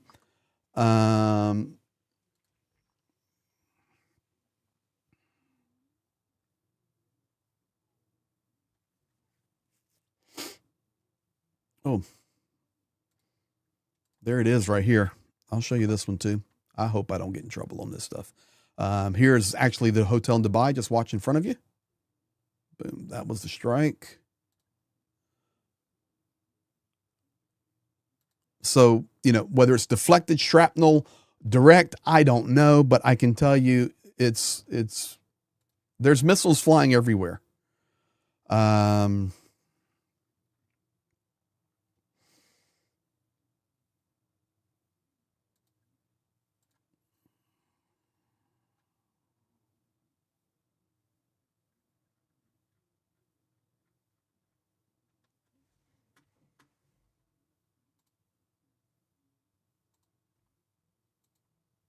Let me check this over here.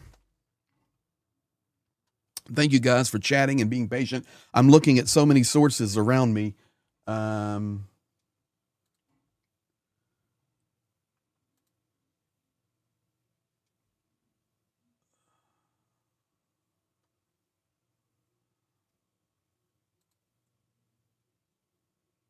There, I've got back what I want there. I appreciate all of you. Leah, filled my tank. It was 269. 20 minutes later, it was 279. Better go fill my tank. It's 329 or 39, 339 here at my house. Okay. 2 hours ago, Iran's military general staff headquarters in Tehran has been destroyed.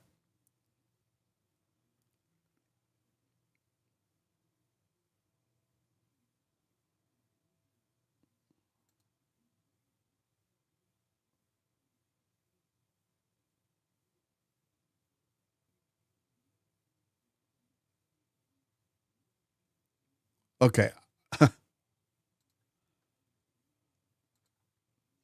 This is a shaheed going in, and somebody had said an hour or so ago that the Burj Khalifa had been,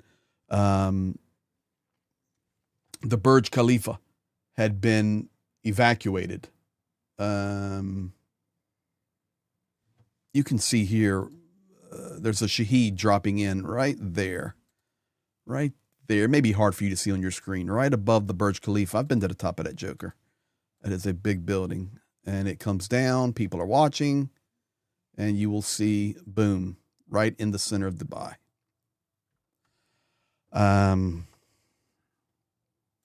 This is what I expected to happen.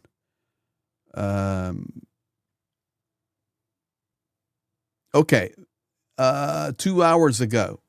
This is interesting to look at. This is how many ships are in the Gulf, the Persian Gulf. This is how many ships are in the Persian Gulf. And as of 2 hours ago now, Netanyahu talking live now. We'll get it. As of 2 hours ago, Iran stated that they would not allow ships to pass through the Strait of Hormuz. They would be targeted if they're moving. Okay, so we'll just have to wait and see. But if you wonder, how can 20% of the planetary global oil supply come through the Strait of Hormuz? I think sometimes we just do not realize how many ships are out there on the water. But hopefully that helps you understand better.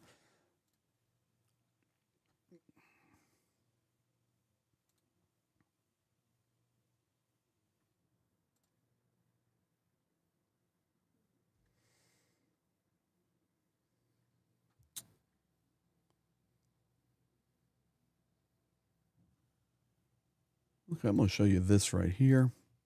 So this is just an hour or so ago. This is a person driving in Tehran and filming out their window of outgoing strikes towards targets. This is what it looks like.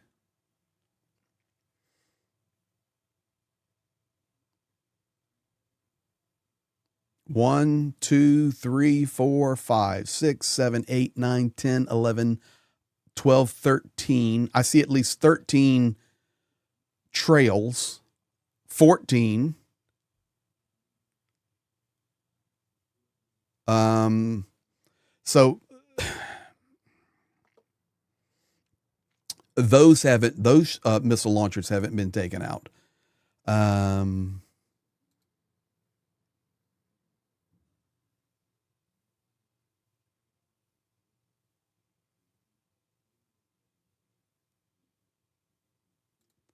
I can show you this. This is Israel. How many interceptors? It may be in defense of that attack. I don't know, because they're under attack. All those things going in the air are interceptors going up to take down the missile strikes. A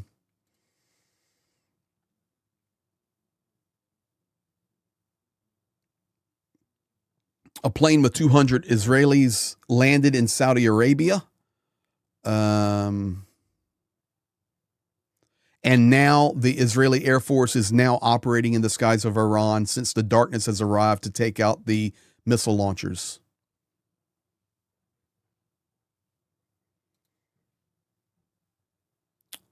Holy moly. All right, I'll show you this one. Bahrain.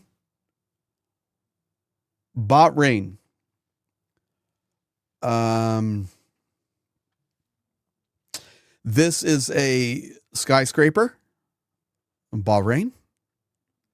See some guys here watching.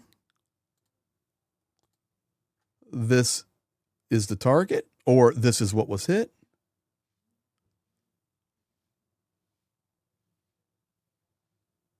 I don't know what that target is, but that is Bahrain. Right there.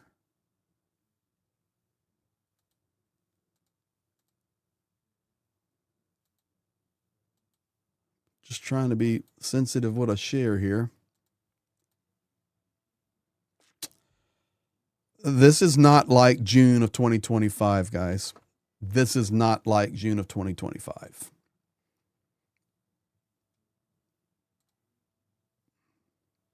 Yeah, I'm getting in stuff now that's the dark time. We see images like this from Ukraine daily. Dunk, you know what, brother? Thank you.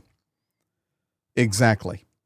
And I know a majority of the people in here are pro-Ukraine and know where we stand. You see the Ukrainian flag behind me, and for me, it's been the epicenter of everything connected to this world. And of course, this is absolutely connected to Russia, which is connected to Ukraine. It's all connected.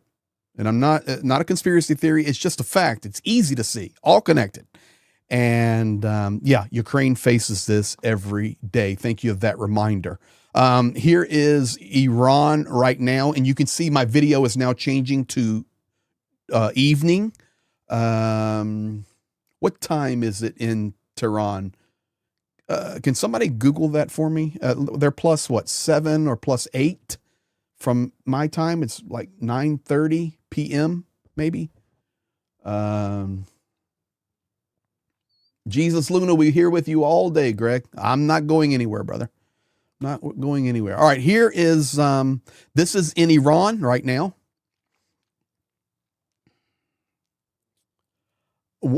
Once again, it looks to me like secondary explosions. So I do not know what was targeted, but definitely there's something there that can ignite, burn, or blow up. To me, it's looking like fuel. 9:55 in Iran. Thank you. Thank you very much, Mitch and Leah. 8.5 hours ahead of me. Okay, so now we're getting the dark. We'll get the evening video. We'll get the evening statements.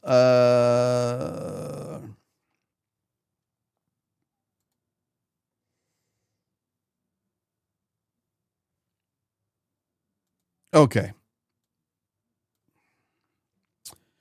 So I can the footage I showed you guys 5 minutes ago about the building in Bahrain now can confirm that it's actually an apartment building. It's a residential building, and it was struck by a shaheed.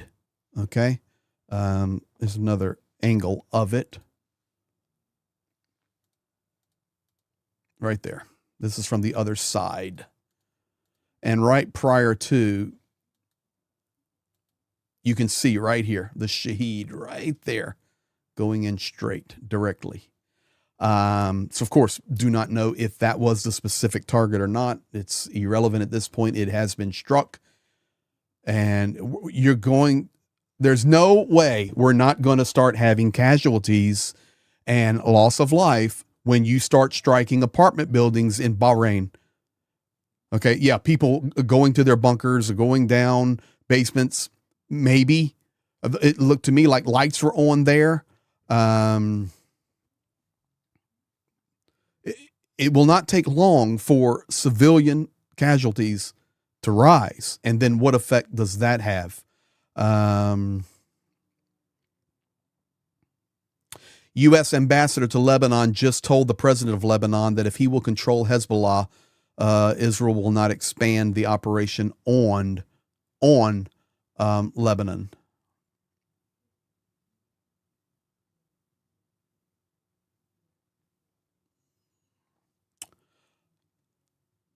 Okay, I've got a video coming out from Israel now. Let me say this one so I can pop it up for you. Do it a different way here. I'll play this one for you. IDF just released this video showing what they're targeting. This is made with computers, but it's showing what they're doing. And here you go. Strikes on air defense systems across Iran. And then it shows like inside how these things look. And then under the tent, sites where well advanced air defense systems, SA-65 is located. And then in these buildings, it'll actually go in and show what's located there. You can see the supply of missiles and launchers. Very interesting. So I'll play that one more time for you. This is what they're going after.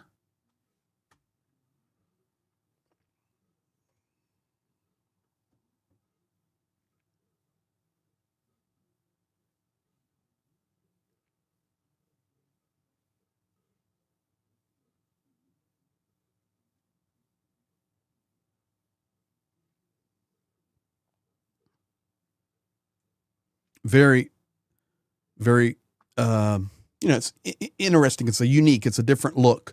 I can tell you that Turkey's Erdogan just made a statement. We are very concerned and saddened by the U.S.-Israel attacks against our neighbor, Iran. So that's the only statement we have. We also have now images of smoke coming out of the Burj Khalifa. And 100% this is the Burj Khalifa. I've been to the top of it up there, and smoke. So I don't know what's going on there. If something happened on the ground and it's just rising up, or something's actually happening in the Burj Khalifa. But you can see there's the moon, the Burj Khalifa lit up, and the smoke around it. I'm trying to give you everything that I've got and am getting.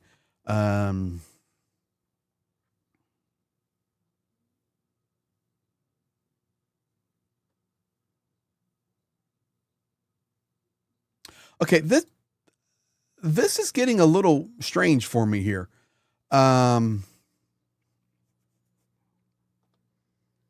This is Dubai, right before dark. And for sure, this is Dubai. I recognize the building on the left. And here comes another Shaheed. Look, right there. You can see it. I stopped it right there for you. That's a Shaheed. They're slinging these Shaheeds everywhere. Okay, just from experience in Ukraine, you're not slinging that many Shaheeds around recklessly, and there's not going to be civilian casualties. And when that happens, okay, now 40 minutes ago, I'm caught up to time now. Then we're going to go look at Reuters. The spokesperson for the Iranian foreign ministry was asked about Ayatollah Khamenei's condition, and he refrained from answering. I cannot confirm anything, he stated. That's 40 minutes ago.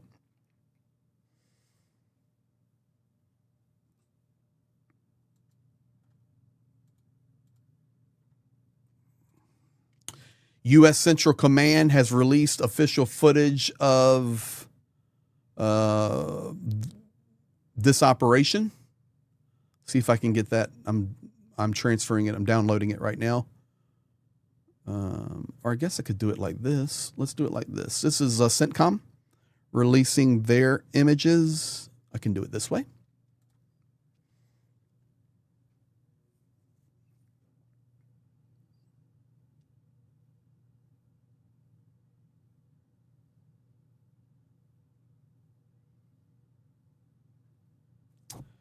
this is not commercial like, what we can do. These are the release of actions that occurred today.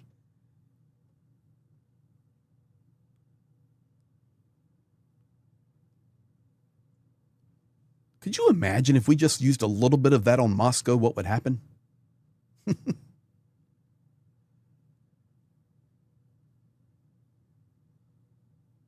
So I'm trying to give you guys everything accurate, everything that's confirmed, and everything in timeline.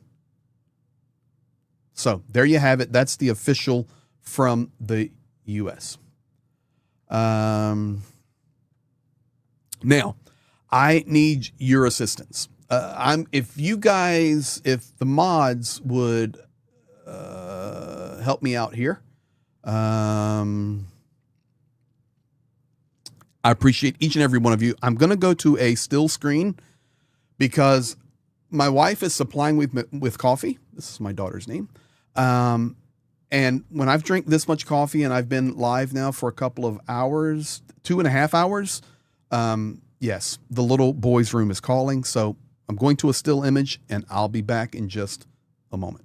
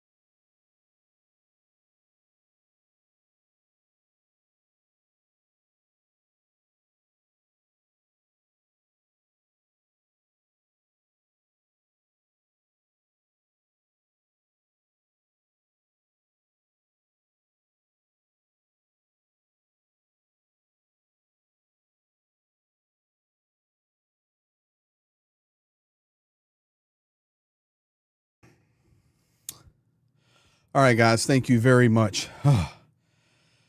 You all know that feeling. All right. Now, let's continue on. This is going to benefit.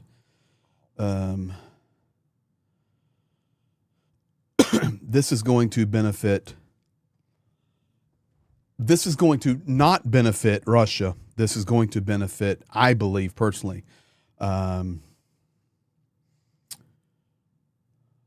Ukraine.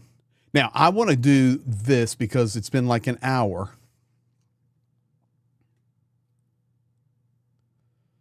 And let's go back to the Reuters, and then I'm going to take you guys to Iranian stuff. I have it. Greek U.S. naval base in Crete tightens security. EU foreign ministers to discuss Iran on Sunday, and not until tomorrow. U.S. CENTCOM 15 minutes ago, no reports of U.S. casualties. Damage to U.S. installations was minimal and has not impacted operations. The U.S. CENTCOM says forces defended against hundreds of Iranian strikes. What we know about the strikes that hit Iran 30 minutes ago, Israel's military said its pilots had hit hundreds of targets throughout Iran, including strategic military defense systems. 3 sites where leaders had been meeting were struck simultaneously. Several senior figures were eliminated. Meanwhile, Trump said the strikes were aimed at ending a security threat and ensuring Iran could not develop a nuclear weapon. These are the places, and we've got that on the map I've been doing as well.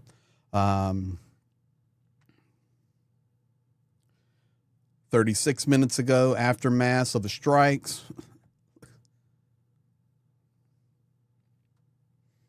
These are all images from Tehran. Iranian media citing the Red Crescent said the U.S. and Israeli hit 24 provinces in Iran, 201 killed, 747 injured. We are terrified. Iranians flee cities. Of course, this would be the airspace over Iran, Iraq, Kuwait, UAE, everything now routed around. Kuwaiti hospitals received 12 wounded. Attack on sports hall kills 15 in southern Iranian town of Lamerd. Somebody had said that in the chat earlier. Bahrain, several residential buildings struck in capital. Further details to be related are released later. I've shown you the video of that. CIA assessed who would replace Khamenei if he was eliminated. This is what I think is interesting. There is no real plan on this, European diplomat says. This is a reaction. One European diplomat said he was surprised by the timing of the attack after being assured by U.S. officials just days ago that they still expected Iran to come back with an offer on the nuclear weapons issue. The risk, the diplomat said, there was no real clear plan for what came after the military operation. And I'll be honest with you, I don't disagree with that, because if your plan is destroy the military, destroy the capability, but then Iranian people were going to set you in a position where you can then take over your government, I don't see how that happens without direct intervention and assistance. So he says there's no real plan on this, who you put in, how you manage what's happening on the ground. The diplomat said, in any case, we know Trump, he will present this as a big victory. U.S. officials underscored their resolve to stop Iran from continuing to fuel conflicts via proxies around the globe. Agreed. That was really the red line in negotiation. So that's where we're at on Reuters up to the minute. Everything else we had covered. Thank you guys for hitting the like button and the Papa Dutch $10 super chat. If we get really lucky, he said, this will be not World War III, but Earth War I, wherein people of greater sense and responsible natures prevent the ruin of all of us. But honestly, I think that's a very, very fair statement from that European. It's unidentified who it was. How you just go eliminate everything and then not have a plan? Like, so we know that the Americans don't like Pahlavi. Pahlavi, yeah, the son of the former Shah. There's no plan in place. I mean, it's the same thing that's happening in Venezuela. You realize we left the loyal vice president to Maduro in power, and she's doing great. And the actual Nobel Peace Prize winner, who has been rallying to fight for Venezuela, we've just erased, and Trump just took her Nobel Peace Prize and said thank you. I mean, there's no plan, and I think that's very, very accurate.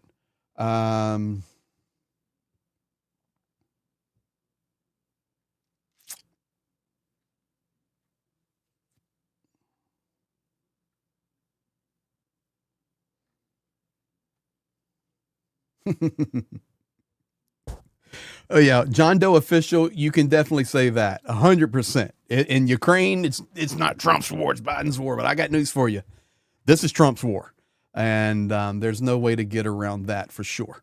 All right, let me get back over here to what I have for you, and I want to go now.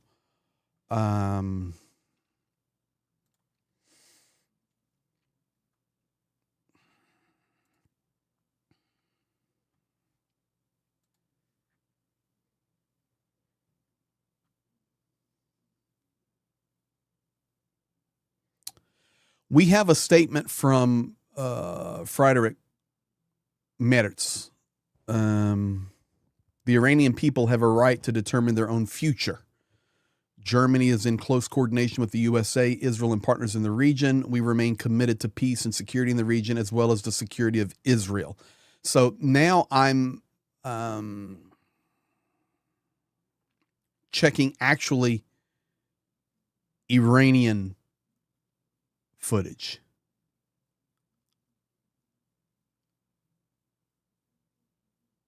Yeah, see, this is what I'm looking at. See, here's Noor Pahlavi.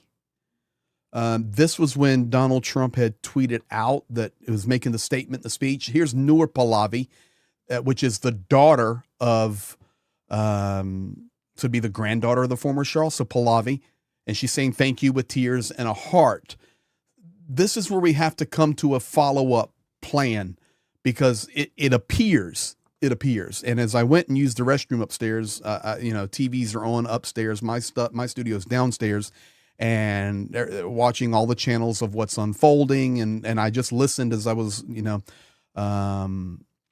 using the facilities, that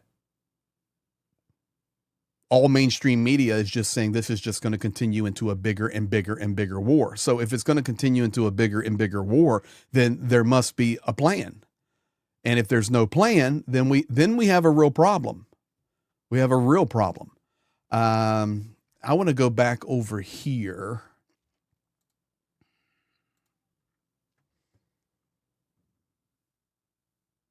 Okay. So I want to go back to the Straits of Hormuz for a moment. Let me do this. Where is it at? That back there. Pahlavi is involved, has been for months. Yeah, I hope so. Real Vladimir Putin, no stopping now. That's correct. Iranian people wanted Shah at least a month ago.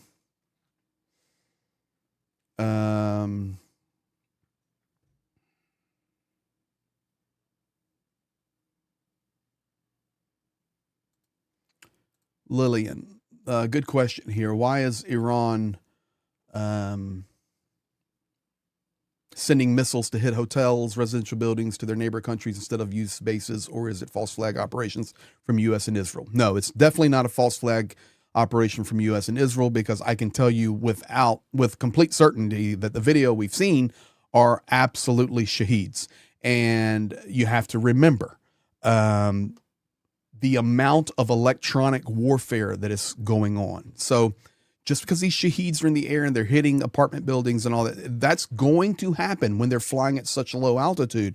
But these things are being jammed. They're being hit by EW, which is electronic warfare. They'll go off course, or they'll not hit their intended target, or they'll make it through.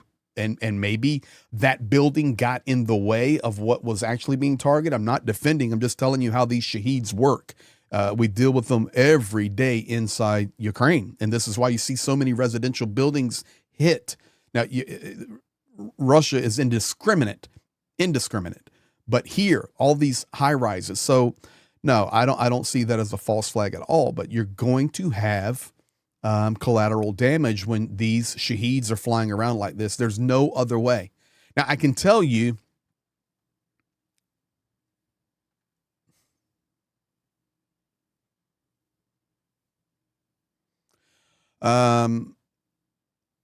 The U.S. is stating that the operation in the waters on the coast of Iran will be in effect until March the 7th. I don't know how they give that date, but this is what they're saying. This is an extended. Also, the United States Department of Transportation has instructed all ships to leave the Strait of Hormuz, the Persian and Oman Gulfs, and get out. I don't know if they will be able to get out, but that's what's being reported. Also, as of 40 minutes ago,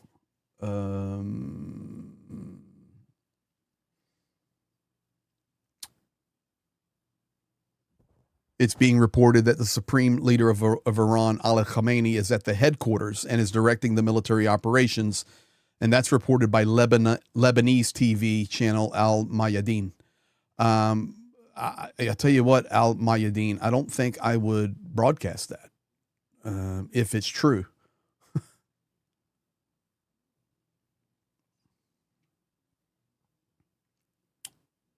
Financial Times reporting that oil could jump to $100 a barrel due to this.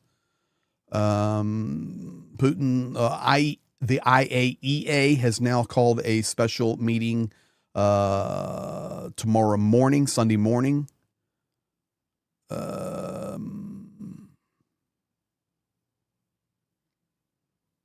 We are now getting confirmation that the son-in-law and daughter-in-law of Ali Khamenei were killed in missile attacks on the capital of the Islamic Republic.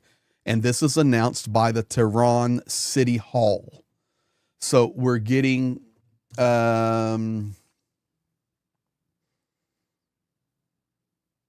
confirmation of that. Well, of course, we'll want more confirmation of that. And most likely that happened at the residence that was leveled to the ground.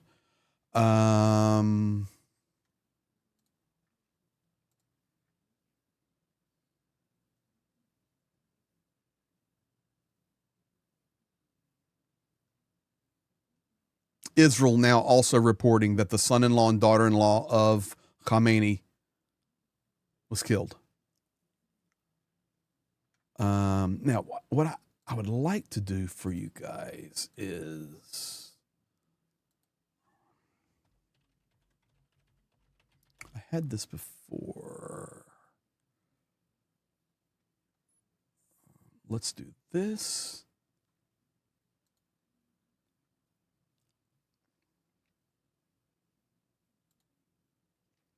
And I'm going to pull up one more thing for you guys. Thanks for all your patience. I'm doing this real time.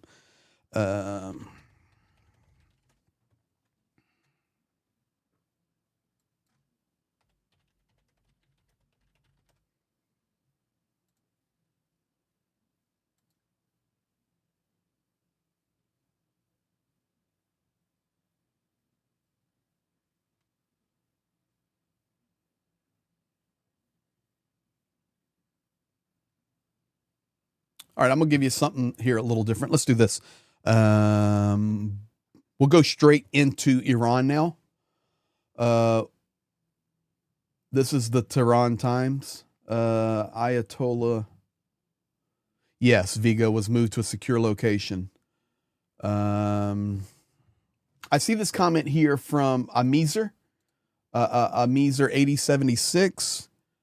Is Trump ready for a long war because it might be so? Very well could be so. So here's Tehran Times, okay? And I've switched it into English. Straight truth right here, okay? This is straight truth right there. So Iran was not bluffing, and the picture's not coming up. And that was in regard to they will strike back. And then it comes to Iran's day one strikes. They're all calling it day one. The Iranian Revolutionary Guard and Artish hit 14 U.S. bases, one ship, several Israeli cities, and began closure of Hormuz Strait. Iran launched a significant wave of missiles and drone attacks against military installations across West Asia and targets within Israel throughout Saturday, beginning its offensive shortly after the United States and Israel conducted joint strikes against sites within Iran. Okay, so just think about that for a moment. It's pretty interesting, though. Look at here.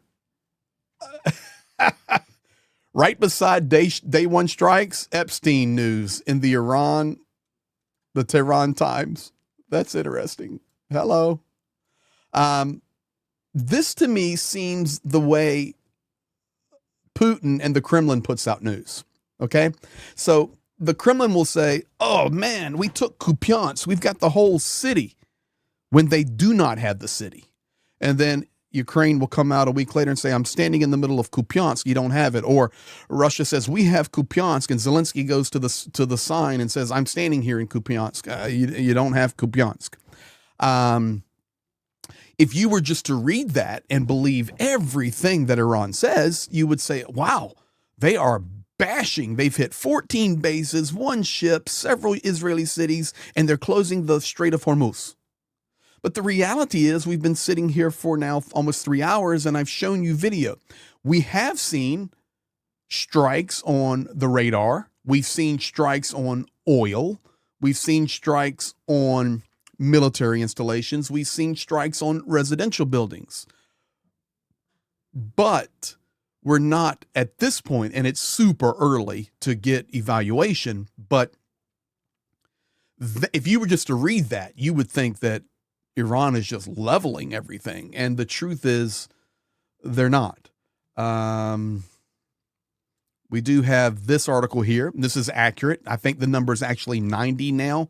85 female elementary students killed in strike. So we'll see how that unfolds as more information comes out. And I remind you, it is nighttime there. They're talking about global reactions erupt following U.S.-Israel airstrikes in Iran, Trump's justification and the logic of war. And this is the one here. U.S.-Israel attack on Iran is war on entire Islamic region, Arakchi tells counterparts.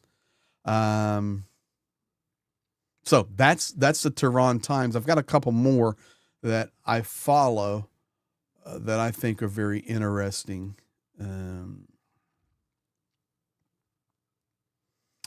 This is Iran International News, and I'm giving you straight from Iran stuff here.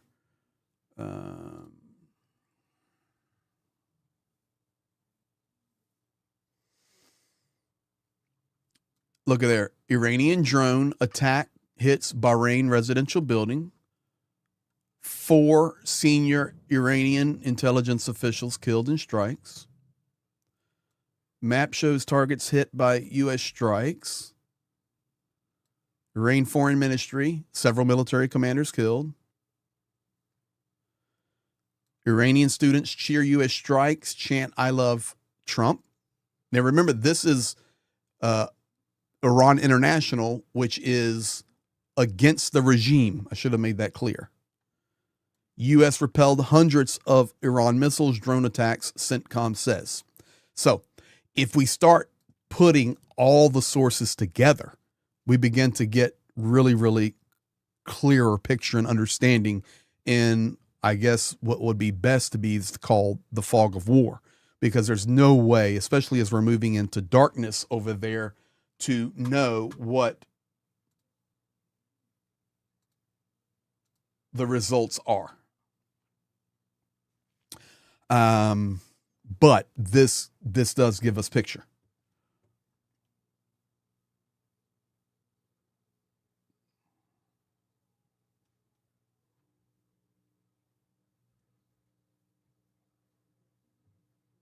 Armchair Expert 76. Greg, there's a Russian government military plane about to fly over U.S. aircraft carrier heading towards Egypt. Thank you for sharing. I'll check it.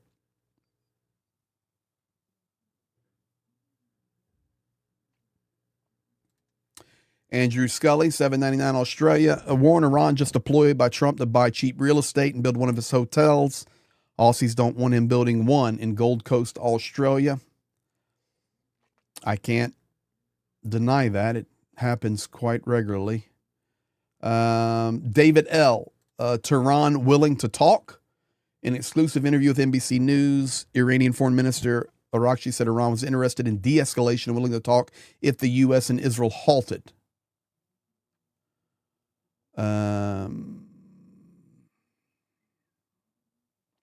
Cheryl Waitley, yeah, that's my concern here in regard to Ukraine. Gas and oil prices will rise, which helps Russia.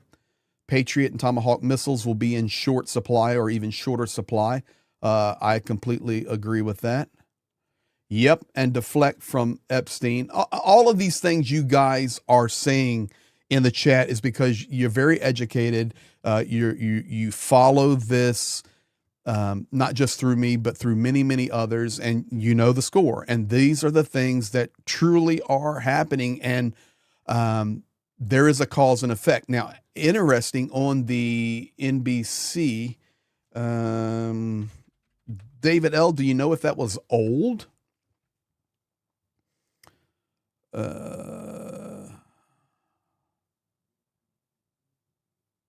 Isn't it interesting, though, how things adjust? Let me take you guys to the NBC site here. Interesting. So if you were not here earlier, I played the attack. I played the 8-minute speech of Trump stating about this attack. And U.S. and Israel strike Iran. That's true. Iran retaliates, hitting Israel and multiple U.S. bases. That's true.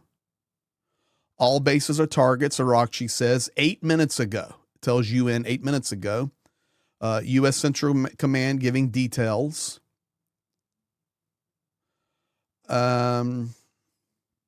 Missile attack seen at U.S. Navy Center in Bahrain. We've seen that. This is interesting. Trump vows certain death if regime doesn't surrender. Now, I listened to the speech as well as you did, and I didn't hear that. That was this morning.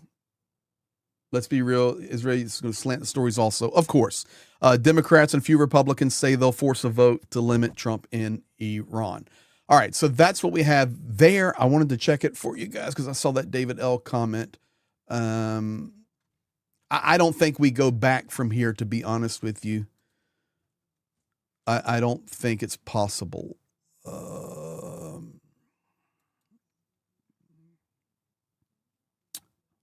I'm trying to get one more here. Yeah, this is the one I wanted.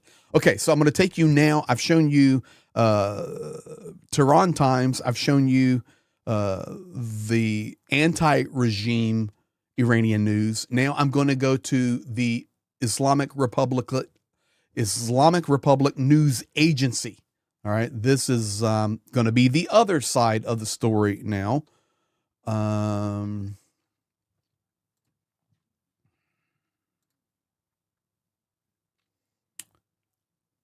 U.S. military bases hit in first phase of Operation True Promise. 57 students martyred. Pezeshkian condemns. Just normal stuff. We're basically seeing the same story. Foreign minister, what was this one? Foreign minister calling it a blatant war crime on the strike on the school. Iranian missile strike struck U.S. support vessel. Maybe. So that's what we have there. So I think this is where we're at. Now, let me go back over here. And and see if I have any more updates from the one person I trust completely.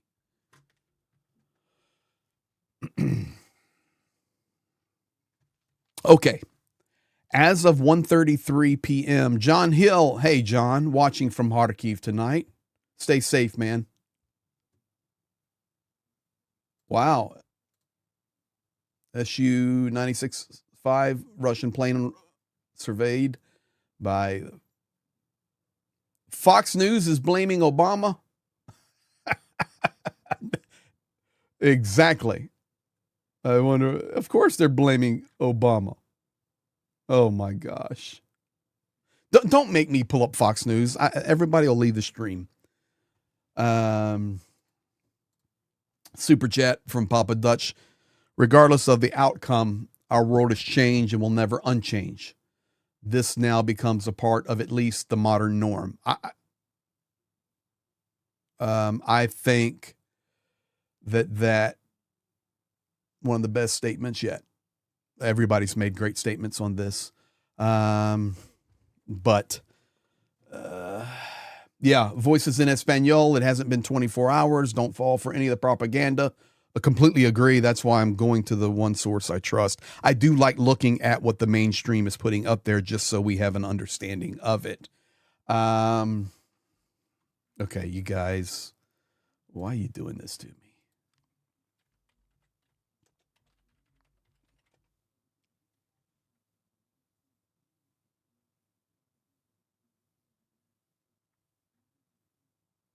So this is the Fox title.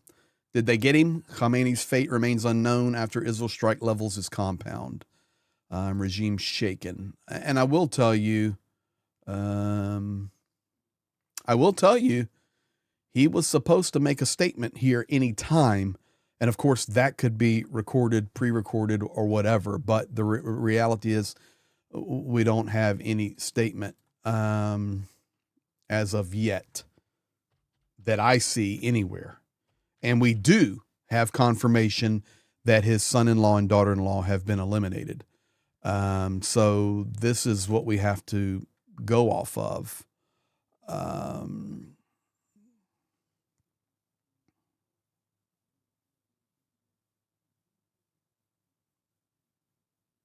All right, you guys want to talk about the political side for him? No, let me go back. Let me give you what I trust up to the minute. What I trust up to the minute. And this is directly from who I trust in Israel.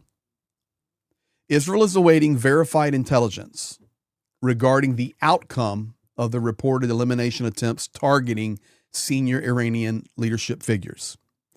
At this stage, there is no confirmation concerning the status of Ali Khamenei, Masoud Pezeshkian, so Ali Khamenei, the supreme leader, Pezeshkian, the president, Ali Larijani, senior advisor to the supreme leader, and Ali Shamkhani, senior advisor and former secretary of the Supreme National Security Council. I can also tell you this Ali Larijani is one that is very vocal on social media. He plays the role for Khamenei, kind of like Medvedev plays the role for Vladimir Putin by spewing very, very vicious things.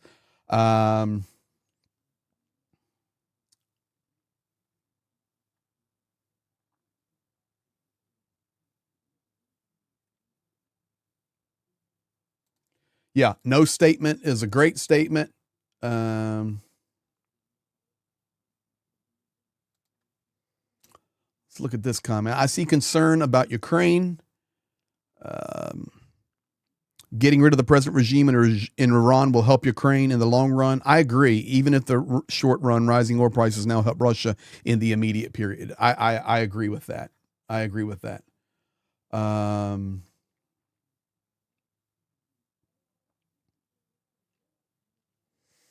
The mods will take care of all of the bots in the chat. I got the greatest mod team on the apps on the entire planet. Okay, so we have 40 minutes ago, we can confirm that there is no official confirmation on the status of Ali Khamenei, Pezeshkian, the president, Larijani, and Shamkhani. And they actually say, I'm reading you the direct statement, the Iranian system is highly opaque. Information is tightly controlled, narratives are managed, and contradictory reports are common in the initial phases. And this is what we've been saying, the early phases of this fog of war. Until corroborated by credible intelligence or formal statements, all assessments remain provisional. Thank you. That's a great statement. I can show you some satellite imagery here because I'm getting new stuff in now from Israel. This is a port in Kanarak in southeastern Iran. An Iranian frigate has been hit. She's going nowhere. So this is in Kanarak, southeastern Iran. We can see the little port here. So I wonder where that is. Let's do this.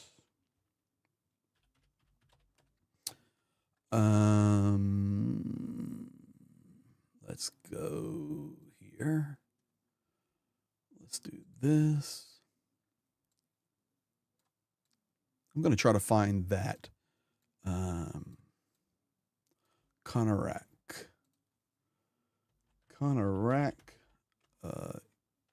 Iran. Okay.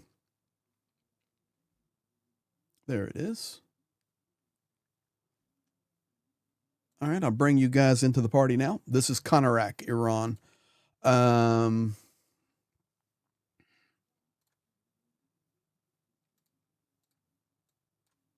Right here. And we'll zoom in here to this joker, and we'll see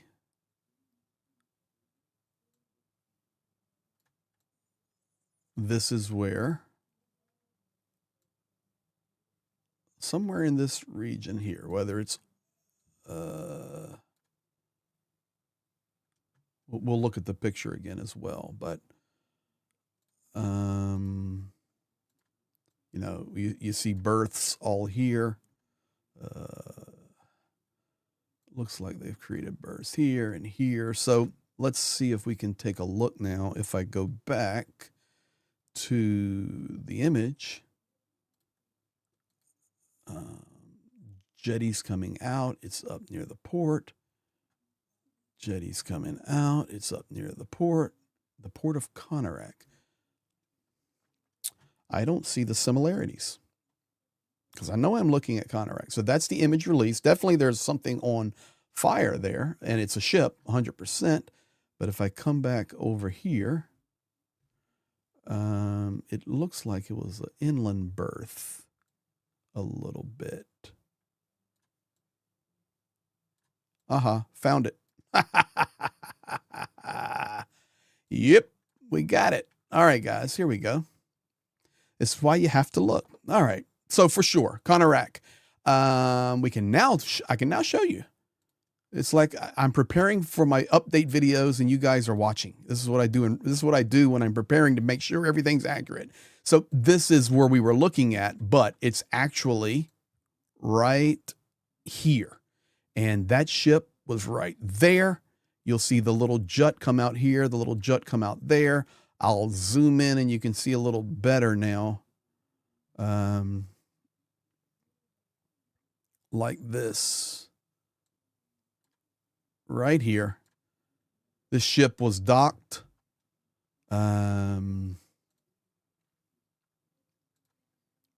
Ship was docked right there. And there's a ship there now.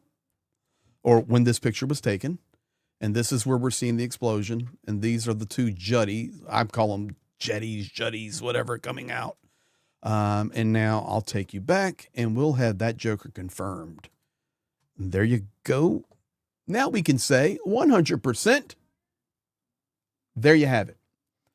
Definitely the same port now. Definitely the same port. So there's the ship there burning. You see the jetty coming out here, the jetty coming out here, ship right there, the little inland water here that's being covered up by smoke now. I'll take us back to my Google Earth here, and no question, it's the same spot. No question. So this is where the ship is, right here. I mean, there's even a ship there. Look at that. That's it, guys. So we have that. Breakwaters. So minus one ship for Iran, officially. We can say that officially. Okay, here we go, guys. 29 minutes ago, Hezbollah has fired on Ukraine. I'm so used to saying Ukraine. Hezbollah, better not fire on Ukraine. Hezbollah has fired on Israel by sending drones from Lebanon. Remember, it was the Lebanese stating, we are neutral, we are neutral, we are neutral, we are neutral. We covered that about an hour and a half ago. And Israel said, if Lebanon controls everything and stays peaceful, you'll be okay. And now we have Hezbollah sending in drones from Lebanon. That's confirmed. This is actually an updated image here of commercial air travel. I think that tells us a lot. Iran, the Persian Gulf, the nations wrapping it, the northern part of Saudi Arabia there. I know that they close their airspace at a certain line, and we see that. Iraq, Syria, Jordan, Israel, Lebanon, southern Turkey. And guys, listen, we need to remember this as well. We need to remember this. Jetty is correct. Thank you. We need to remember this. It was just the last 48 hours that Pakistan and Afghanistan have been popping off over here. And it was last night that Donald Trump came out and said, I fully support Pakistan on this. The Pakistani leader's great, and go ahead and take out the Taliban. So this,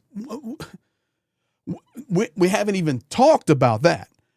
Nor should we, but when I looked at this map of the air travel, it made me,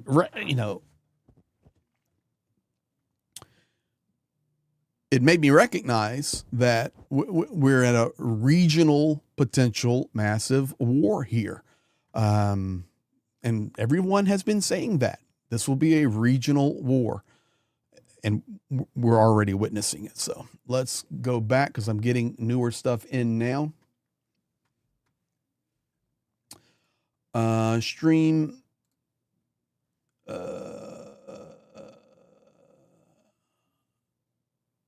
Okay, breaking. Iran attacked the U.S. consulate in Erbil, Iraq.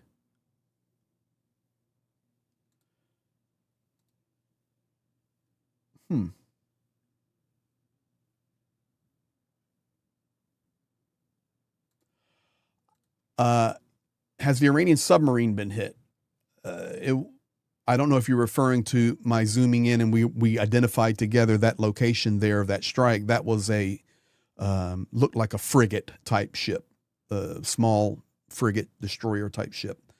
I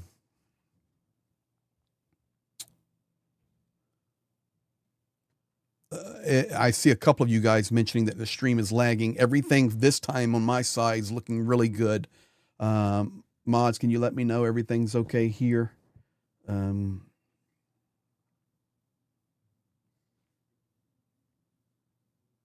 Yeah, I want to get one of my friends to join me in the live stream. Let me send some messages here. That would be great, because I'm not going anywhere.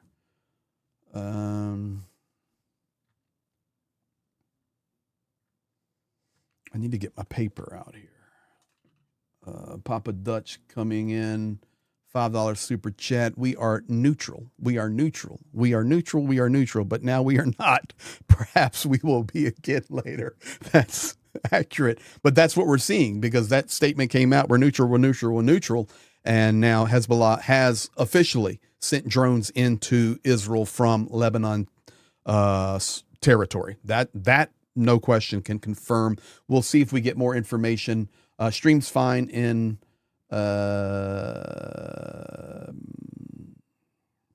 stream is fine in Denmark. So, all right, let me do this. Let's do.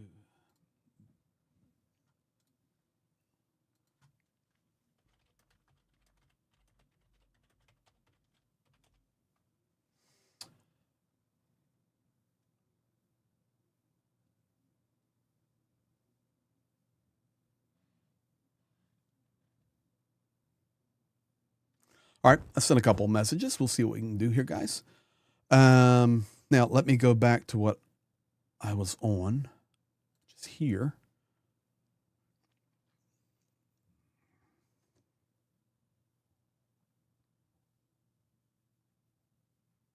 Okay, Wall Street Journal reporting that Israeli hackers, this is, I'm at 1:42 p.m. Eastern Standard Time. I'm 30 minutes behind real time.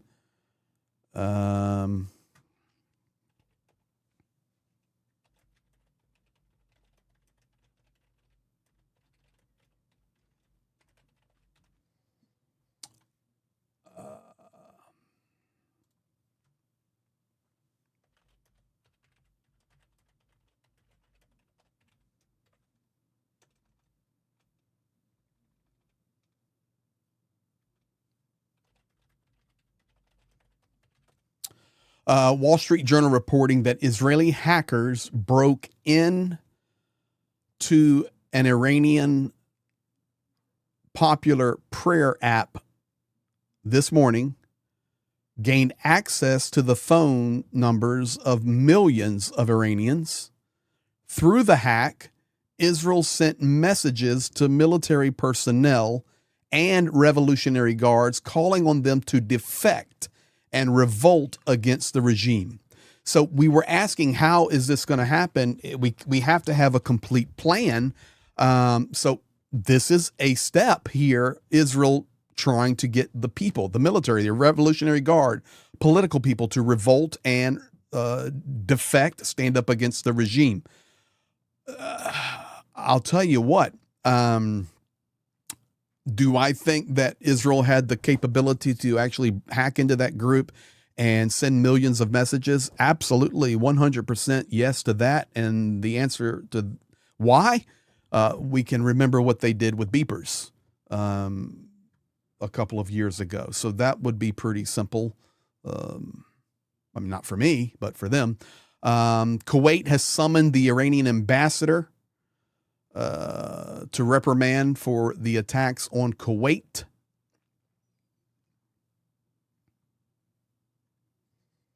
Israeli combat helicopters over the last 25 minutes have intercepted Shahed drones en route to Syria. Interesting.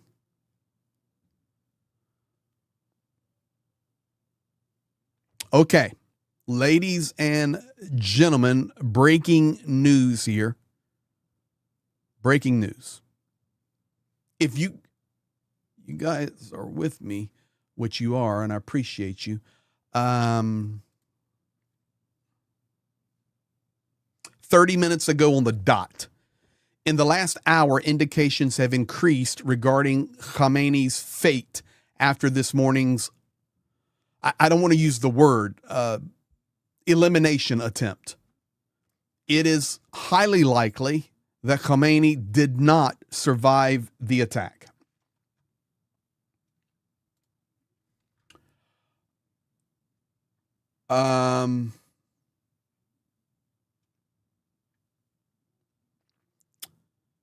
Netanyahu is about to give an address to the nation in which he will update the fate of Khamenei.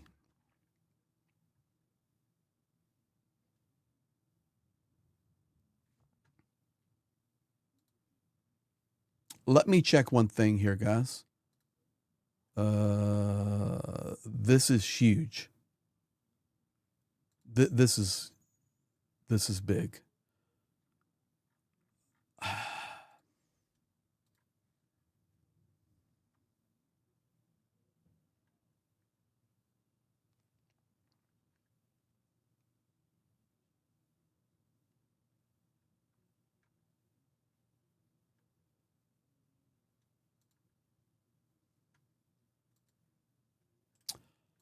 All right, I'm getting myself a little confused here.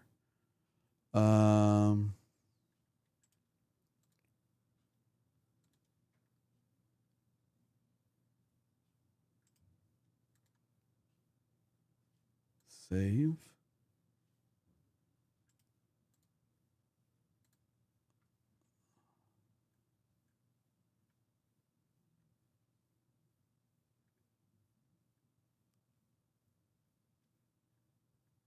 Okay, so Netanyahu confirmed, saying 24 minutes ago, there are many signs that Khamenei is no longer alive. Yet we have no official evidence. Okay? No official evidence. Netanyahu has said that the operation will continue as long as necessary and calls for patience. He says Israel has an alliance for peace and an alliance for war. This will lead to real peace. Now, let me do this for you guys. And I'm doing this without, let me do,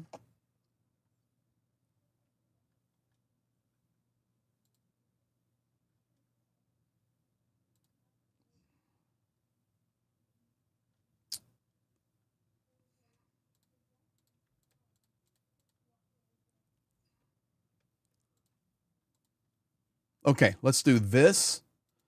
And these are not going to be in any order, but I want to play them for you. All right, here we go. Here's some of Netanyahu's statements, and then I'll get back to the confirmations that we can give. All right.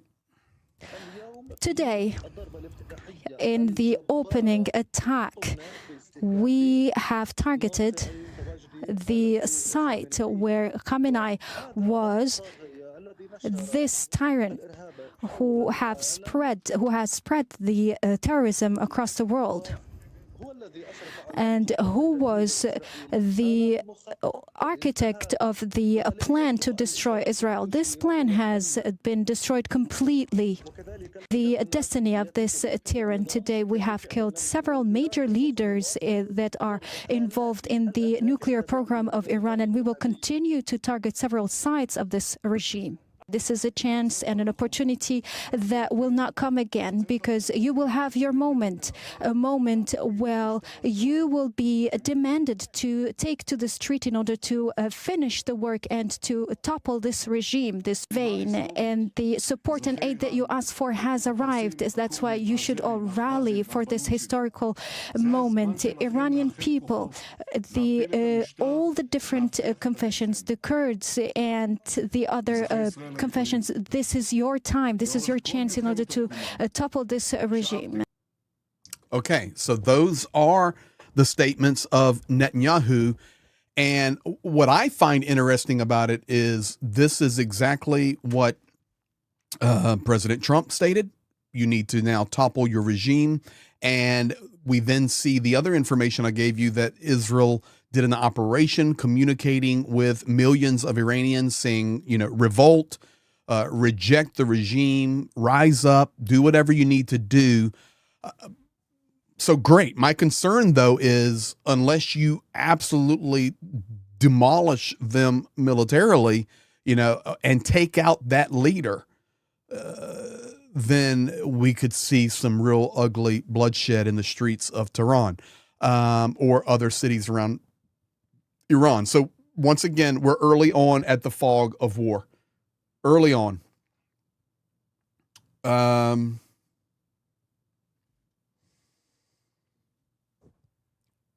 Carolyn Levitt posting, President Trump has spoken with the leaders of Saudi Arabia, Qatar, UAE, and NATO Secretary General Rutte.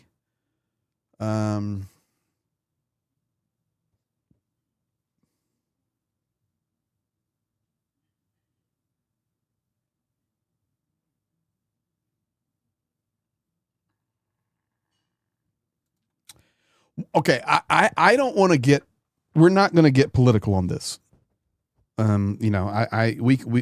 can discuss and we can learn from each other, but there's so much division. This is what so much division, guys.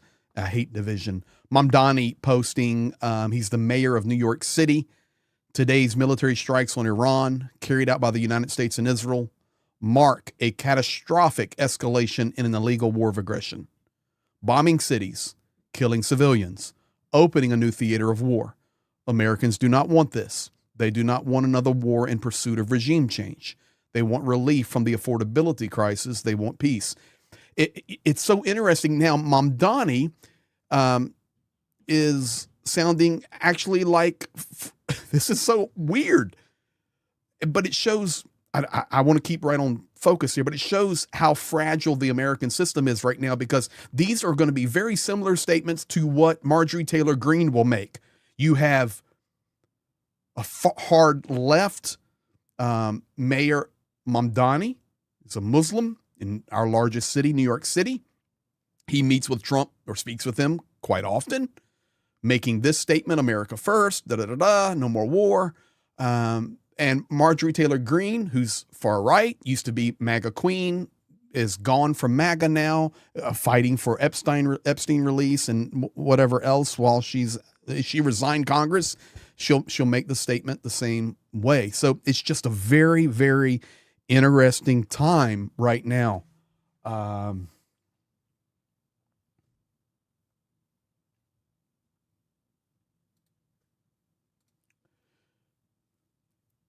Vigo, without boots on the ground, there's no certainty of being better with different leadership. That's kind of the point I'm trying to make. And once again, we're extremely early here, guys. Extremely early.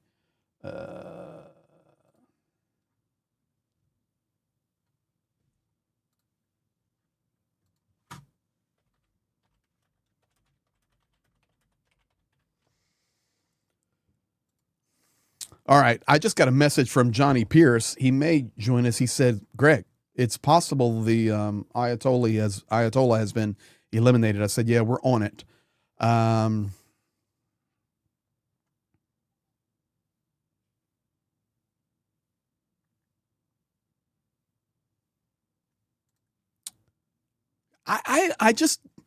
sorry, guys, but you're getting into, I don't want it to be this way, but I just have to I mean, we're looking at a major regional war, and here is former Vice President Kamala Harris releasing a statement. Donald Trump is dragging the United States into a war the American people do not want. Let me be clear. I am opposed to a regime change war in Iran, and our troops are being put in harm's way for the sake of Trump's war of choice. Dangerous, unnecessary gamble, and the story goes on.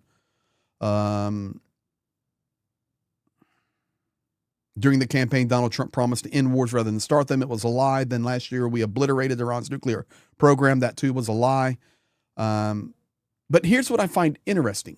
You know, in the chat earlier, if you're just joining, I did 2 polls, and I think one actually is still active. Let me check, because we had a stream disruption.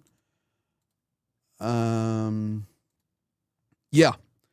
If regime change does not occur, is this operation a failure? And we have in this live stream over 2,000 votes and 91% stating that regime change must happen or it's a failure. So you see how the differences of opinions can happen? Because I know you guys watching, you all have different political persuasions, different religious persuasions, different nationalities, and it's obvious to see that if you're going this far in, then you have to finish it. I mean, there are over 90 million people in Iran. This is not a small nation at all. Over 90 million. Yeah, okay. Vlad's here. Over 93 million. We're thinking along the same way.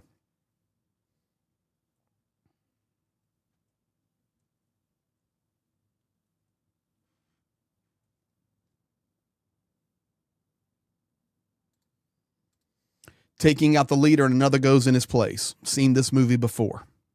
I would say that definitely about Vladimir Putin. There's leaders waiting to go in his stead. That's why there must be a complete defeat of the system. And I think that's what the attempt is here. Let me go back to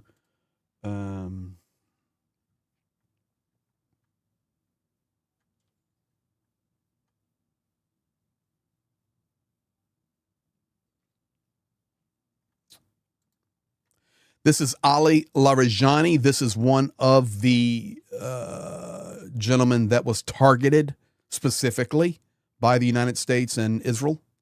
He is either still alive or somebody's using his account.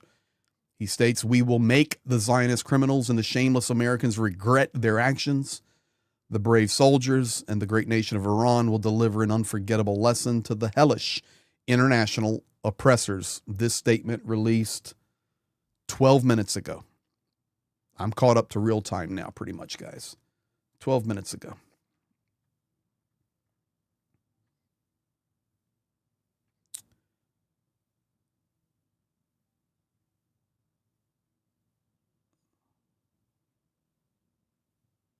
And see, okay, Axios is reporting 5 minutes ago that Donald Trump made this statement. I do not have a video of it. But Axios reporting that Trump made the statement, "I can go long and take over the whole thing," meaning Iran, "or end it in 2 or 3 days and tell the Iranians, see you again in a few years if you start rebuilding." There is the problem. That, to me, just to me, confirms what the European diplomat who we were covering 2 hours ago stated. There's no end game. There's no plan. Holy moly, guys. Okay. Do you remember, if you've been here with me about an hour ago, I shared with you guys 2 different angles of the drone strike on the residential building in Bahrain. That building is now in the process of being completely engulfed in flames. This is the same building. This is new video coming out, and you can see from the top to the bottom. So evidently, gas lines or something ignited.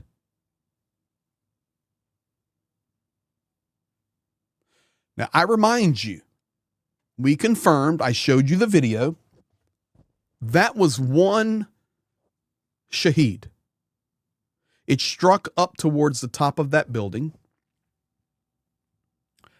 and that building will be completely destroyed by one shaheed. Like a $30,000 to $50,000 shaheed will destroy that multi-million-dollar building. It's the reality of war in 2026.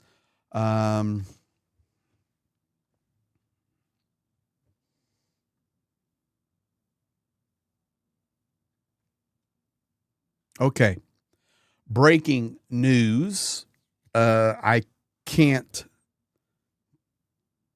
say it's 100% because I don't have a photo, but senior Israeli officials are now claiming that Ayatollah Khamenei has been eliminated and that his body is being recovered from the ruins of his palace. No confirmation from Iran. Yeah, that building will be collapsing here very soon.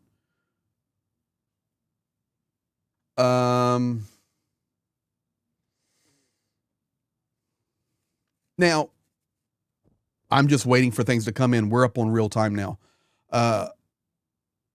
Remember, it was just days ago that Ayatollah Khamenei had been moved out of Tehran to a secure location. That's what was reported in multiple sources. But now we're getting more and more reports that it's possible he's been eliminated. No confirmation from Iran, nor would I expect. His body recovered from the ruins of the palace. So let me go back to what I trust.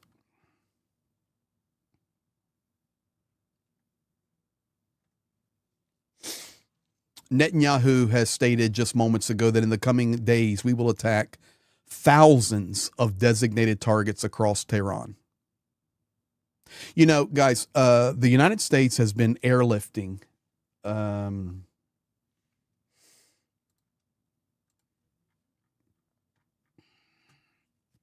right, I'm going to show you some things now. You ready?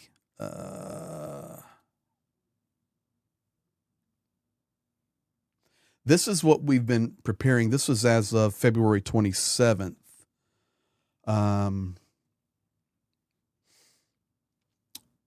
C-17s, C-5s, C-130s, over 50 KC-135s, fuel tankers, and the list goes. I mean, I can just keep going. A-10 Thunderbolts, 24 F-15s, 30 F-35s, 12 F-22s, 6 F-18s, 48 F-16s. Abraham Lincoln Carrier Group, which includes the Frank Peterson, the Spruance, the Michael Murphy. The Gerald Ford came in off the coast of Israel, which includes the USS Winston Churchill, the Bainbridge, the Mahan. We've employed on location.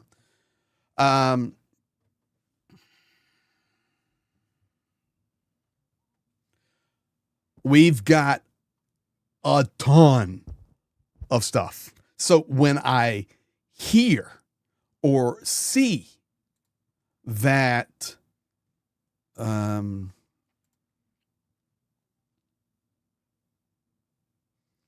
Netanyahu states 40 minutes ago, in the coming days, we will attack thousands of targets.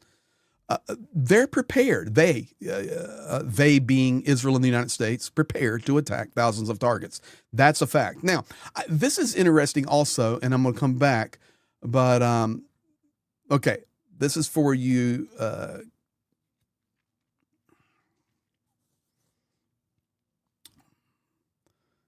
theorists out there. This actually is satellite imagery of a new discovery of massive lithium deposits located near Qom, Qom, in Iran. This was just being released. Just throwing it out there. New rare earth lithium, massive deposit found and being developed there outside of Qom in Iran. Because we just hear about the rare earths, the minerals, whether it's the rare earth mineral agreement with Ukraine or Greenland, the Arctic, and now just interesting timing for me that is there.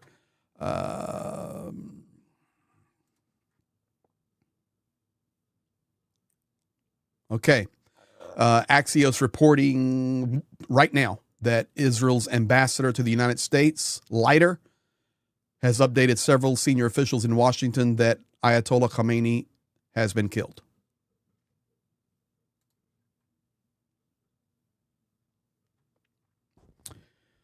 Iranian strikes on Bahrain, and Kuwait. The Iranian ministry. Okay, here we have the first piece of evidence, other than what we're hearing out of Iran and the statements going. 3 hours ago, when I started the live, almost 4 hours ago now, Ayatollah Khamenei was scheduled to speak in 3 hours, and I plan to hang on here for 3 hours and see if he actually spoke. We're now almost pushing into 4 hours of this stream. Iranian Ministry of Culture just reported that Ayatollah Khamenei will not speak today. His statement has been canceled. So that's the first.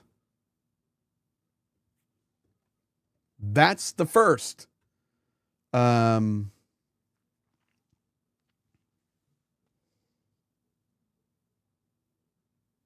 of clue that the reports that are coming in that Khamenei has been eliminated,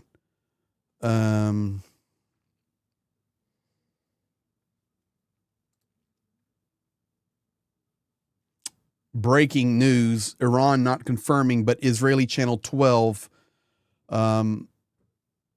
is reporting that evidence of Khamenei's elimination has been presented to Benjamin Netanyahu.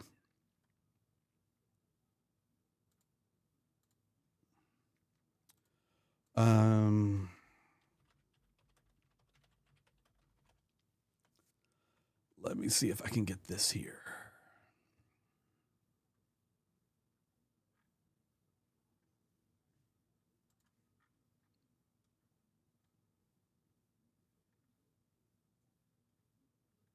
I'm looking to see if I can find anything on it there, and I don't see anything on it there.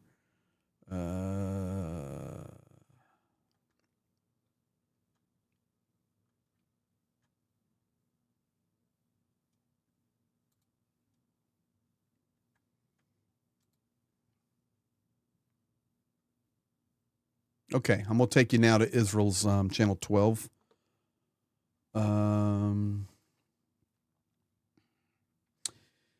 Israeli source, Khamenei has been eliminated. 170 missiles launched so far, IDF launching another wave of attacks on Iran. I can confirm that also, that right now. Another wave of attacks. Right here, documentation of Khamenei's body was presented to Prime Minister Netanyahu. Khamenei was eliminated in his official residence. Israeli ambassador to the U.S.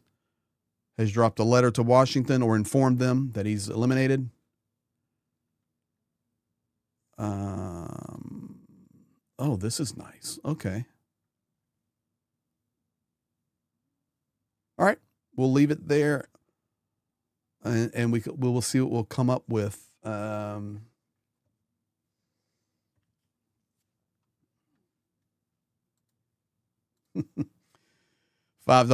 super chat from Papa Dutch. Evidence has been presented. I don't see how the old question was, "You there, Charlie?" comes to mind.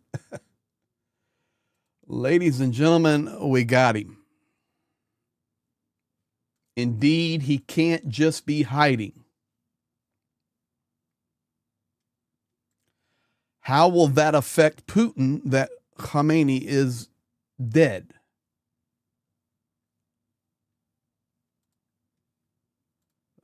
Adrian Daly with caps. They found his body. He's dead, man.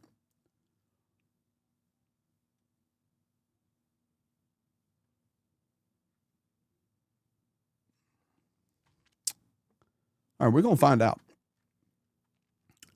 I would imagine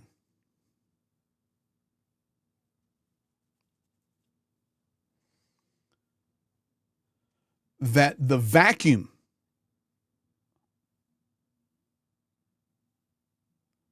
means that it's looking like this is more and more. I don't want to be like Doubting Thomas here, and I need to see the holes in the hands and the pierce in the side, but I want to see more because of the fog of war. But we're getting a lot of confirmation. Anwar Gargash, advisor to UAE President Mohammed bin Zayed. Iran's very attack on the Gulf states, crossing a red line. Regardless of whether it's a foreign base or not, the Gulf states have military agreements with various countries. An attempt to invent a new interpretation of sovereignty is crossing a red line. Yeah, I'm sure they're not happy that their residential building is burning to the ground. I guarantee you on that. Okay, let me go back over here to where I trust.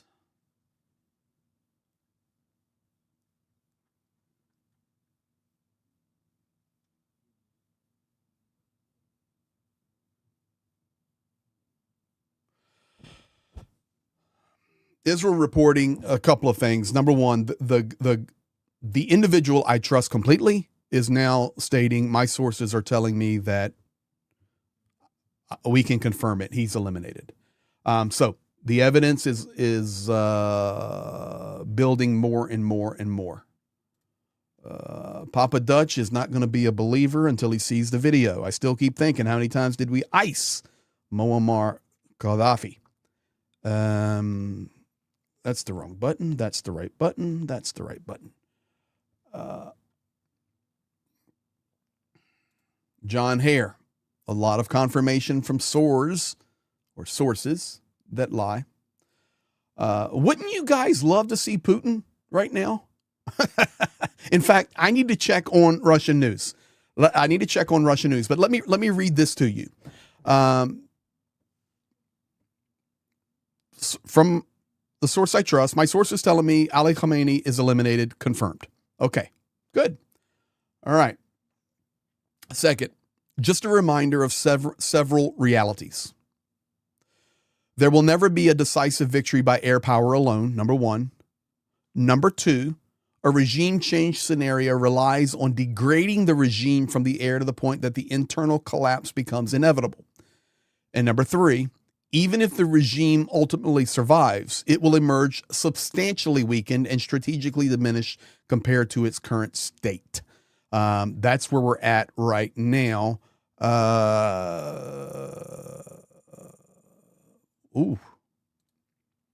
This is Katlib, Ishmael Katlib. He is Iranian security minister, like I guess it would be like national security advisor.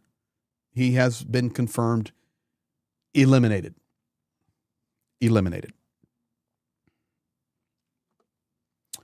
Voices in Espanol.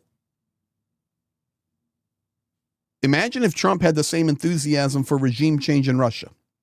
Completely agree. Imagine. Exactly. Hope this will slow down Russian arms from Iran. Well, let me take you to this. This is what we were talking about yesterday. You see the Caspian Sea there. You see the red line from Tehran that goes up to Moscow and then down the attacks on Ukraine. The Caspian Sea is basically Iran and Russia can just do whatever they want over there. It's closed and they run stuff, kit, as my British buddies say, back and forth nonstop, supplying each other, not only through the air, but through the sea. Definitely that will be adjusted now. So definitely we have a net positive for Ukraine on that. There's no other way to see that. No other way to see that. This will be, but you know, you begin to understand why Zelensky's so strong. And he says, no, we're holding on. And yesterday, the video I shared last night about not red lines, but defended red lines. And speaking about Ukraine and Zelensky, he says, not just a red line. We can't leave. We can't pull our troops out of Donetsk. 200,000 people live there. They'll be immediately swarmed up by Russia and then sent to the front line, sent to prisons, killed, etc. This is the reality. So it's not just a red line, but I'm going to defend our ability to say that this is our red line. It's multi-layered. You know, Zelensky was in support of regime change in Iran because it only benefits Ukraine significantly. There is a new attack on the U.S. Fifth Fleet in Bahrain right now. U.S. just issued a complete global travel warning to all citizens due to concerns about Iranian retaliatory actions anywhere.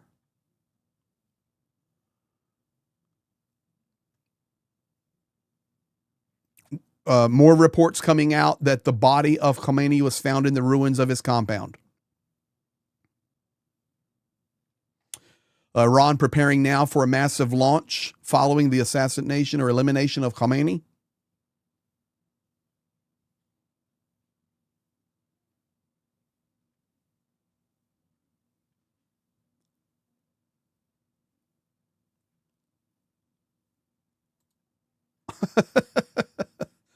Okay, this is getting crazy. This is getting crazy. Now, there are reports coming out. Do you guys remember this guy? Ahmadinejad? Remember? Former president of Iran, who was so pro-regime. There are reports coming out now that he's been eliminated also. Why is this important? Because this guy could come back in the vacuum if the Ayatollah was eliminated.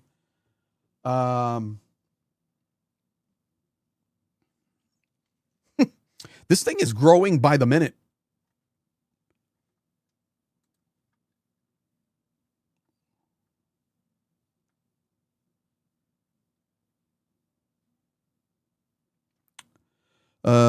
My guy in Israel saying now that video has been given to Benjamin Netanyahu of the removal of Khamenei's body from under the rubble.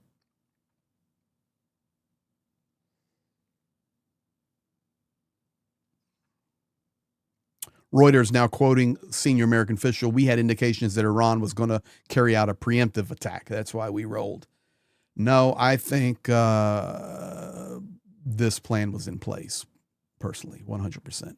All right, let me go now and check on, I know that you don't care, but I like seeing what they're saying.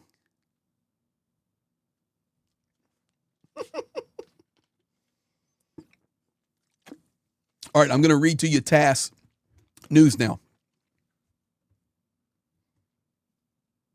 But yeah, it could be AI video, LOL. Well, that's true, but it's building up here. TASS reporting that 90% of the missiles launched by Iran at Israel hit their targets. No, they didn't. Of course not. And Russia also holds and is occupying Kupiansk. And we took Kharkiv yesterday. We now fully control Kharkiv. Yes, we fully control Kharkiv. And 90% of the Iranian missiles hit their targets.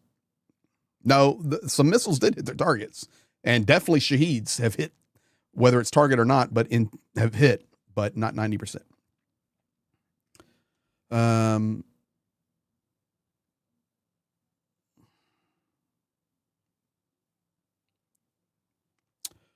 This is important. This is what I was talking to you guys earlier about. Russia confirming right now that there have been attacks near the nuclear power plant, but the nuclear power plant itself has not been affected whatsoever. So that is good news. Kirill Dmitriev coming out on TASS right now saying that he expects the cost of oil to go over $100 per barrel.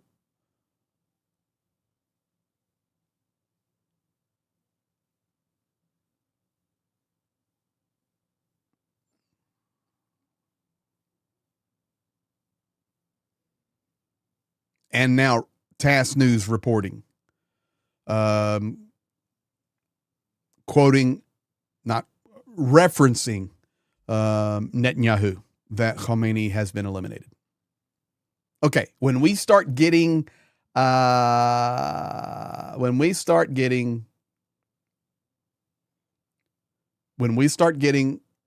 confirmation that Khamenei has been eliminated, now we can start to say that we're getting to the 99.9%. Okay.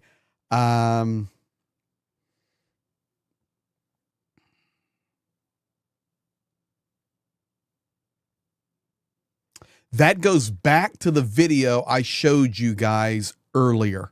Let me see if I can find that. I should have pulled that over to another folder. Let's do this. Let's do that. Let's do this.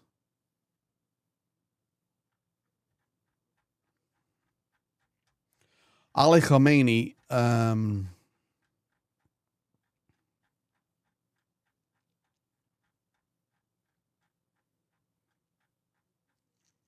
Israel now reporting personally ordered the elimination of Donald Trump.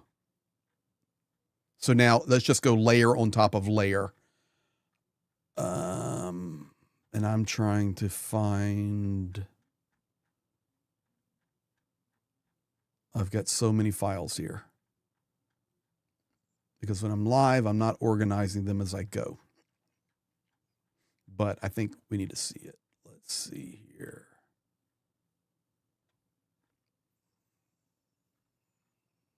All right, I'm getting close.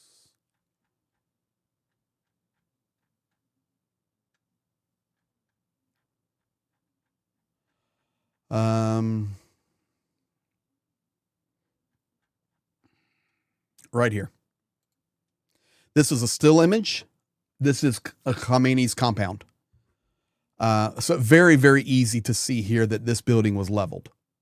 I do not know what they dropped on. Maybe a bunker buster. I don't know. So Russians don't lie. Adrian Daly, no, Russians lie all the time. But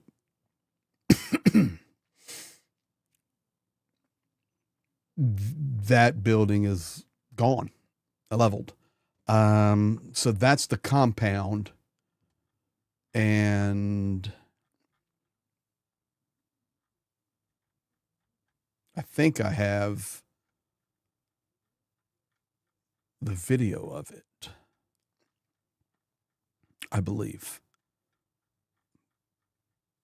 Thank you guys for your patience. Yeah, this is a video I showed earlier in the stream. This is,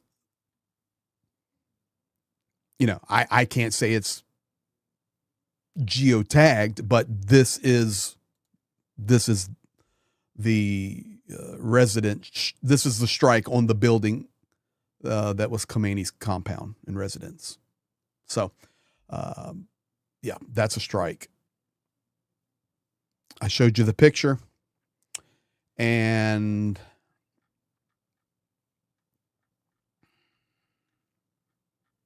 I thought I had one more up close, but maybe I don't. But that's enough. You've seen it. That's what we have. How many levels down does it go? That's now do Trump. Oh my goodness, I hit the wrong one so well.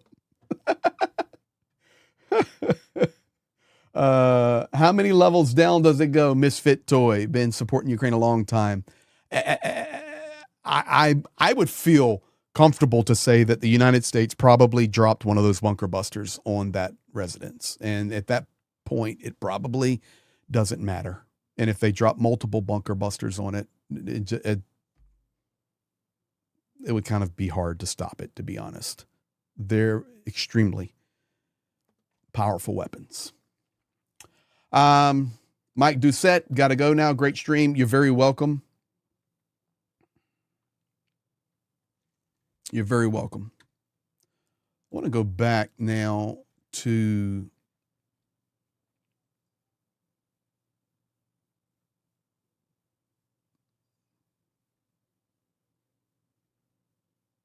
all right. I'm going to go back to Israel Channel 12. Been keeping up with this very, very well. A lot. I mean, they're the ones that have been reporting on this.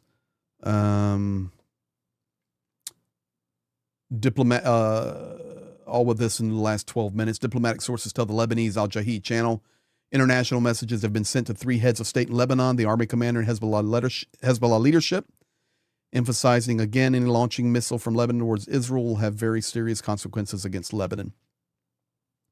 American officials, we didn't want to wait until the Iranians launched attack on our bases, which would have caused enormous damage, so we decided to be preemptive.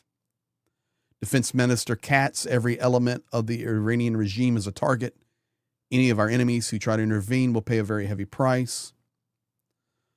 Khamenei's office claimed this evening, in a situation where the American Zionist enemy is under heavy blows from fighters of the armed forces, it is resorting to psychological warfare. One must beware of the psychological warfare of the enemy.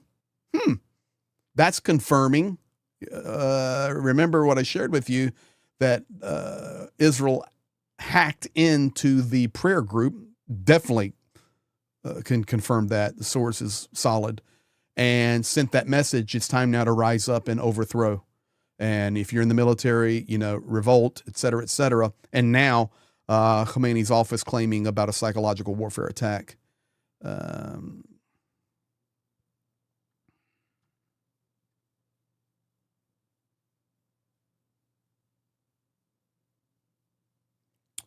We told Iran, Barak Ravid reporting that we would attack using forces we concentrate in the region if we did not reach an agreement quickly.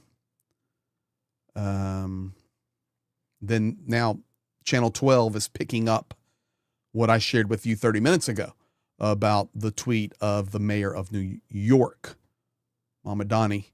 Going to be interesting, the fallout. Israeli source, Khamenei's been eliminated, so we're staying with that and on that. Now, I would like one more time to go back to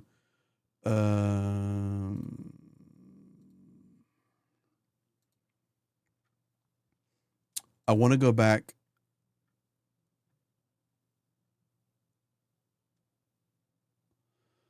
This is Reuters. Khamenei's body's been found, confirmed, dead.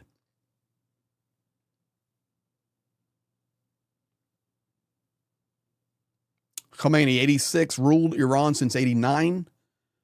As supreme leader, he holds ultimate authority over all branches of government, military, and judiciary in the Shiite Islamic Republic. Almost 4 decades, Khamenei built a regional power to rival the Sunni Muslim states across the Gulf while promoting nuclear technology that unnerved the surrounding region. Iran has been implacably hostile to the U.S. and Israel while crushing repeated unrest at home. Saturday strikes on Iran come amid a cascade of crisis. Khamenei forced into hiding last June with the Operation Midnight Hammer. Huge protest in January. And now he's eliminated.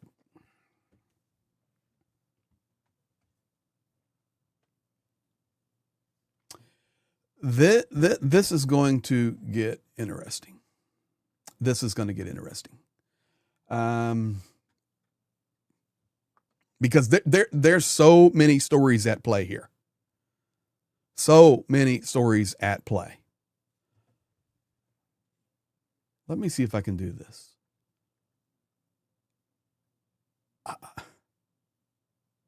I don't know what's going to come out of this. Let me do it this way. Let's do this.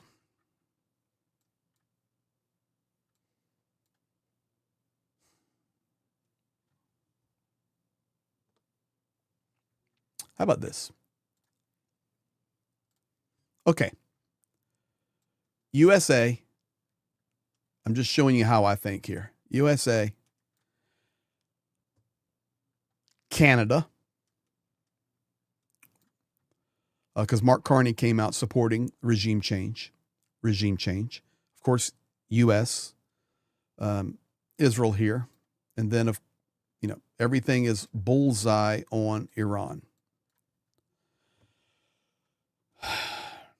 This affects internally massively, and we're already seeing it with both Democrats and Republicans internally in the United States having very different viewpoints on this, and our nation is already in chaos. So we're going to enter into more chaos. And I'm not saying that eliminating Ayatollah, it's just going to be the dominoes that fall. There's going to be more chaos in U.S. Russia, now with the Ayatollah eliminated, will be affected immensely. This can benefit Ukraine. This war will continue in Iran. The war will, of course, continue between Russia and Ukraine. Another nation that we must focus on here is China, who has been an active ally and supporter of the Iranian regime. So Russia, China, I mean, you can throw Rocket Boy from North Korea in there if you want, but let's just leave it on some of the big players here. We're gonna divide it into the United States, Russia, and then we'll take the EU, and I'm sorry I'm putting UK in there, but I'm just Europe, UK. We'll put all of that into a group, and we'll put we'll add Egypt into this. Middle East, and we must include in that India, Pakistan, Afghanistan as well, and Turkey. Okay. And the epicenter of it is right here in Iran. Okay, so Khamenei eliminated. We can call that confirmed. Now we already are seeing political, we've only been going hours, political division in the U.S. President Trump will try to turn this to his advantage for midterm elections, to deflect from Epstein, to say he stopped another war, 9 wars, by starting a war. I don't know. This war is going to continue. Whatever crazy stuff he will say, but it doesn't matter. Going to be chaos here. EU has already made diplomatic statements that it's not that they're opposed, they want to see the end game. That's what the EU was saying.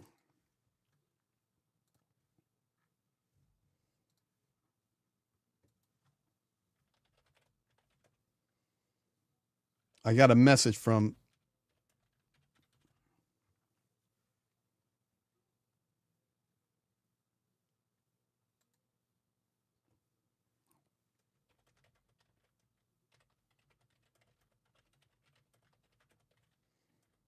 sorry, talking to Jonathan Fink.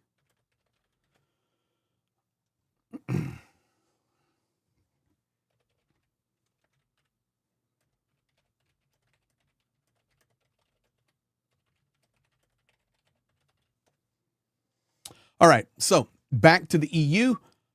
They want to see the end. What's going to be the end plan? And the EU, rightfully so, making that statement. Why? Because we haven't had an end game for Ukraine. We haven't had an end game for Ukraine. We have no end game. So now, is there going to be an end game for Iran? So that's where the EU, or at least some of their representatives, have been stating. We know that Merz came out and stated all for regime change, no problem. But how is this going to end? What is Putin saying right now? He is. Anybody that thinks Putin's not concerned about this, that would be incorrect. Definitely concerned. She definitely concerned. So this becomes global, as it already is, but it becomes chaotic. And when you look at the entire world, and I know I'm leaving out South America and Australia, Asia, no disrespect to any of those nations, but the ones that are directly connected. Now, of course, so many nations connected to Ukraine, but we're focused on Iran, the destabilization that this will bring. There must be a plan to end this. So for me right now, I'm supporting the regime change 100%. It had to happen. The guy's an evil terrorist dictator who kills his own people and been doing it for decades. No question there. He is a supporter of the war against Ukraine and has supplied the Russian war machine with technology and supply. Sure, he needs to be eliminated. But if we do not have an end game plan, then we really have a problem. So for me right now, I'm going to kind of lean towards some of the European view, like, okay, regime change, good. Helping Ukraine, good. Troubling Putin, good. Destabilizing Russia, good. China having question marks, good. What about the entire Middle East now being destabilized as Iran is attacking its neighbors? Big question mark. What happens in this vacuum that will now, and I know it's early, but what happens? What is your end game and what is your plan? What happens in the United States right now because we have so many people with so many different opinions? I've already read to you the mayor of New York. I've read to you former Vice President Kamala Harris, completely against regime change. Well, guess what? He's now gone. We've seen senators and congressmen from both sides of the aisle, Republicans and Democrats, both saying the same thing. Okay, we understand it. Regime change, this is where we're at. But we have to work as a nation. You're just not some sheriff that goes out there and slings bullets around the world. We need an end game. We need congressional approval. We need to do it the right way, the legal way, and do it right for our people here in the United States as well. We've come to a place that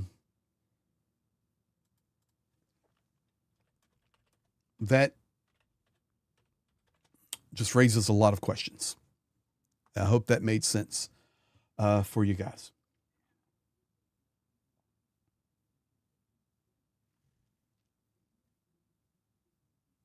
I want to say thank you again to the moderators. I didn't expect to be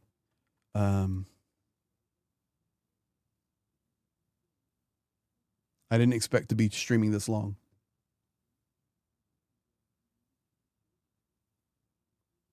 Okay, I'm going to give you guys some video now. Okay, you guys want to see a really cool piece of video? Let me do it this way. I'm ready to say 100% now. I know I'm lagging behind you guys, but I'm ready to say 100% now. Yeah, just like with Venezuela, sir, exactly. No strategy.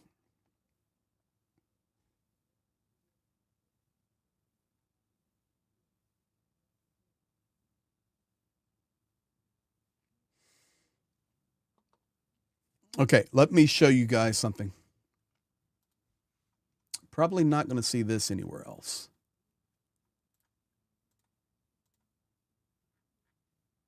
All right. I'm going to show you a video now that's coming out within the last 9 minutes. Within the last 9 minutes, this video is taken from very high up on an apartment building in Tehran. There's some things I want you to notice. I want you to notice that the power is on. The lights are on. It's quiet. But most importantly, I want you to listen to the people. This is not AI. Isn't it crazy the world we live in? We have to say it's not AI. It's not AI. This is legitimate video.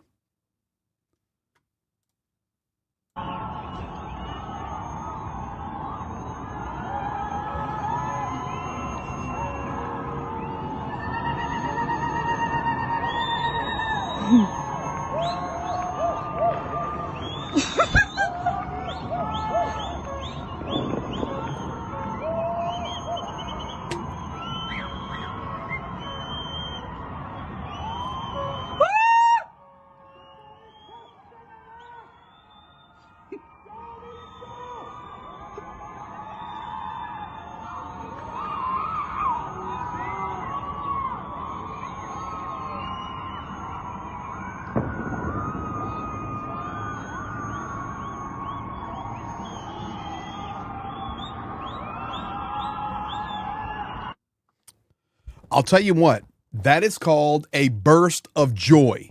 I can confirm for you 100% that video is 9 minutes old from Tehran, filmed out of a window high up in an apartment building, and you can hear the joy. So please, world, finish what you started now. You have obviously eliminated the Ayatollah Khamenei. You have obviously eliminated key leaders in that regime. And we are obviously intent on completely demilitarizing Iran and that regime. You can hear, it's like for me right now, this is me. I literally want to go to Tehran right now and help them do something. I don't know. Change. These people, I have Iranian friends that are so wonderful people, good people. In Iran, historically, if you guys want some interesting things, go look at old video of Tehran pre-regime. Unbelievable technology, unbelievably beautiful.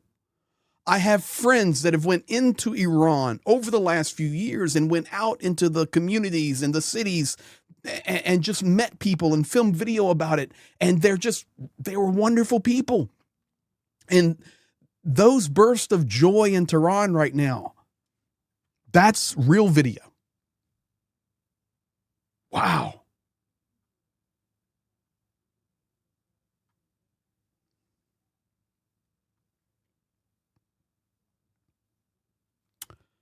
Qatar being hit again right now.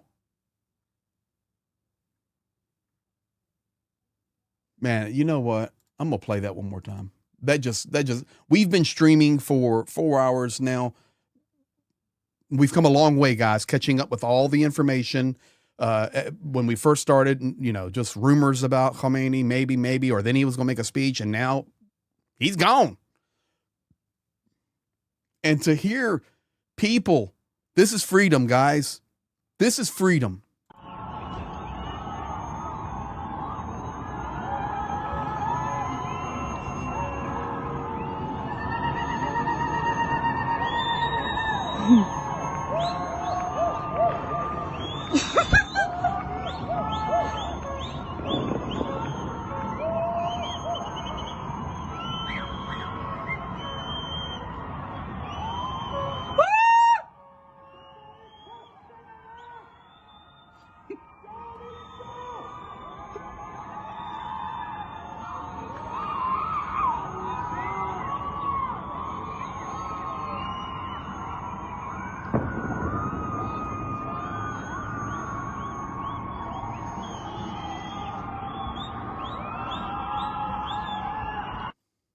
There you have it, guys. I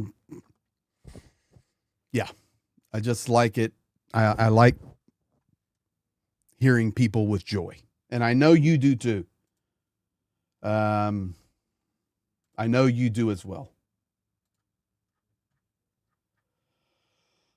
I want to thank all the moderators.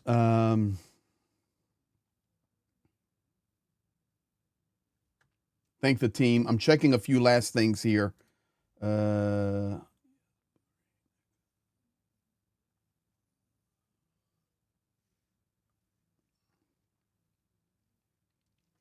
Guys, if you want to support Ukraine and continue to support Ukraine, one of my mods has a fundraiser going for getting a vehicle through Cars for Ukraine.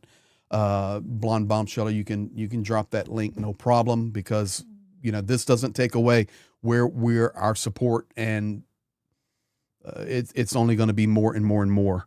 But today, this is a game changer for the world, and there's no way, I can't just sit here live with all of you for the next 3, 4, 5, 6 days nonstop and try to end it. I think that's where I need to end this live stream, is with that joy. I just want to check a couple of last things before I do that. And Deb Erie, PA, Deb, thank you. Yes, ending on a high note.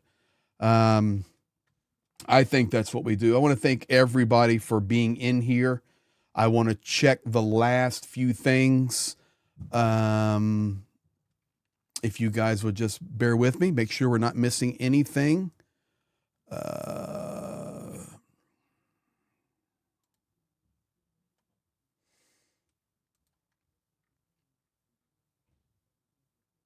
Yeah, we're confirming again. I already confirmed because I know my guy's legit. But now even Channel 12, I beat them to it. They're just dropping the video of those cheers in Tehran.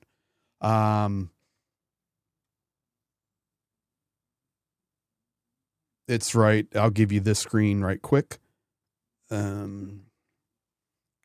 Israel confirms Khamenei eliminated, body located, found in the rubble. And right here, they're at 3:16 dropping that video, and I was dropping it before that. Thank you, guys. Thank you. I know we don't agree on everything, and that's okay. That's the beauty of it. That's the beauty of it, because we can learn together and grow together. Yeah, now lists are coming through. I may do another update later, or if something goes crazy again, we'll go another live. Who knows what's going to happen now? We're moving into what? They're 8.5 hours ahead. 11:30, so it's 11:53 p.m. So almost midnight there in Iran. And we will see. We'll be watching it. I thank each and every one of you. Thank you for all that you do.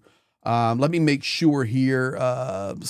Susan Anthea, peacefully the people of Iran. Thanks, Greg, for the streaming. You are very, very welcome for that. Let me make sure I didn't miss anybody else. For all of you that joined or subscribed, you never heard of my channel before, thank you for that. For those of you that voted in the polls, thank you for that. Polls were overwhelming, 90% wanting the Papa Dutch $5 super chat. Greg, why don't we set up a repair depot for all these vehicles we buy? Papa Dutch, the problem is once they're, it's a great idea, but once they're hit, they're literally destroyed. It's cheaper to buy another vehicle in from Europe and bring it in, but great idea. Armored Robbie, Armored. Good job, Greg. Thank you for Swedish Krone 65 there. Papa Dutch also, there are incredible archaeological sites in Iran that are incredibly important for understanding ancient times. $10 super chat. 100%. Papa Dutch $5 super chat. Excellent point in this. Trump has a plan, supports it all in. Compare it to Ukrainian support. Whiskey Tango Foxtrot.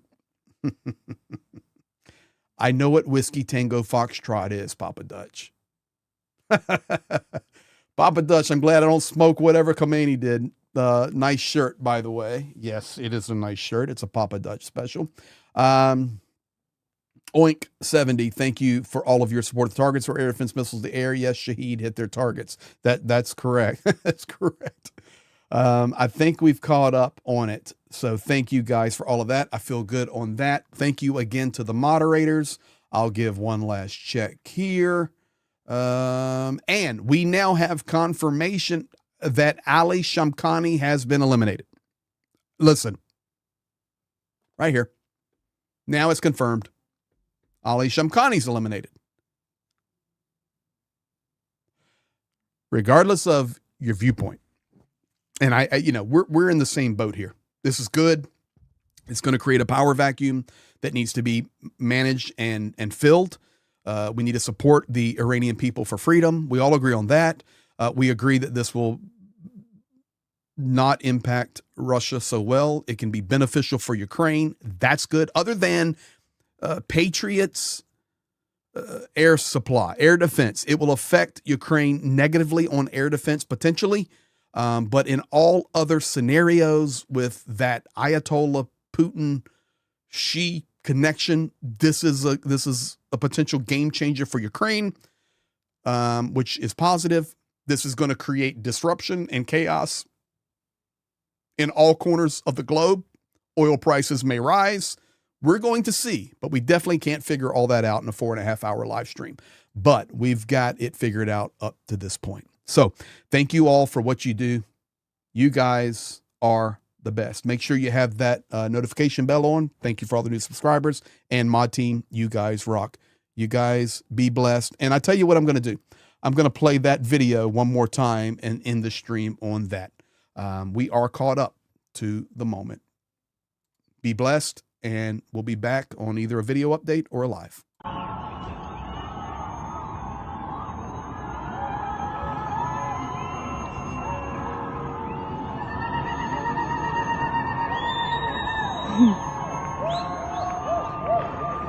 Ha ha ha!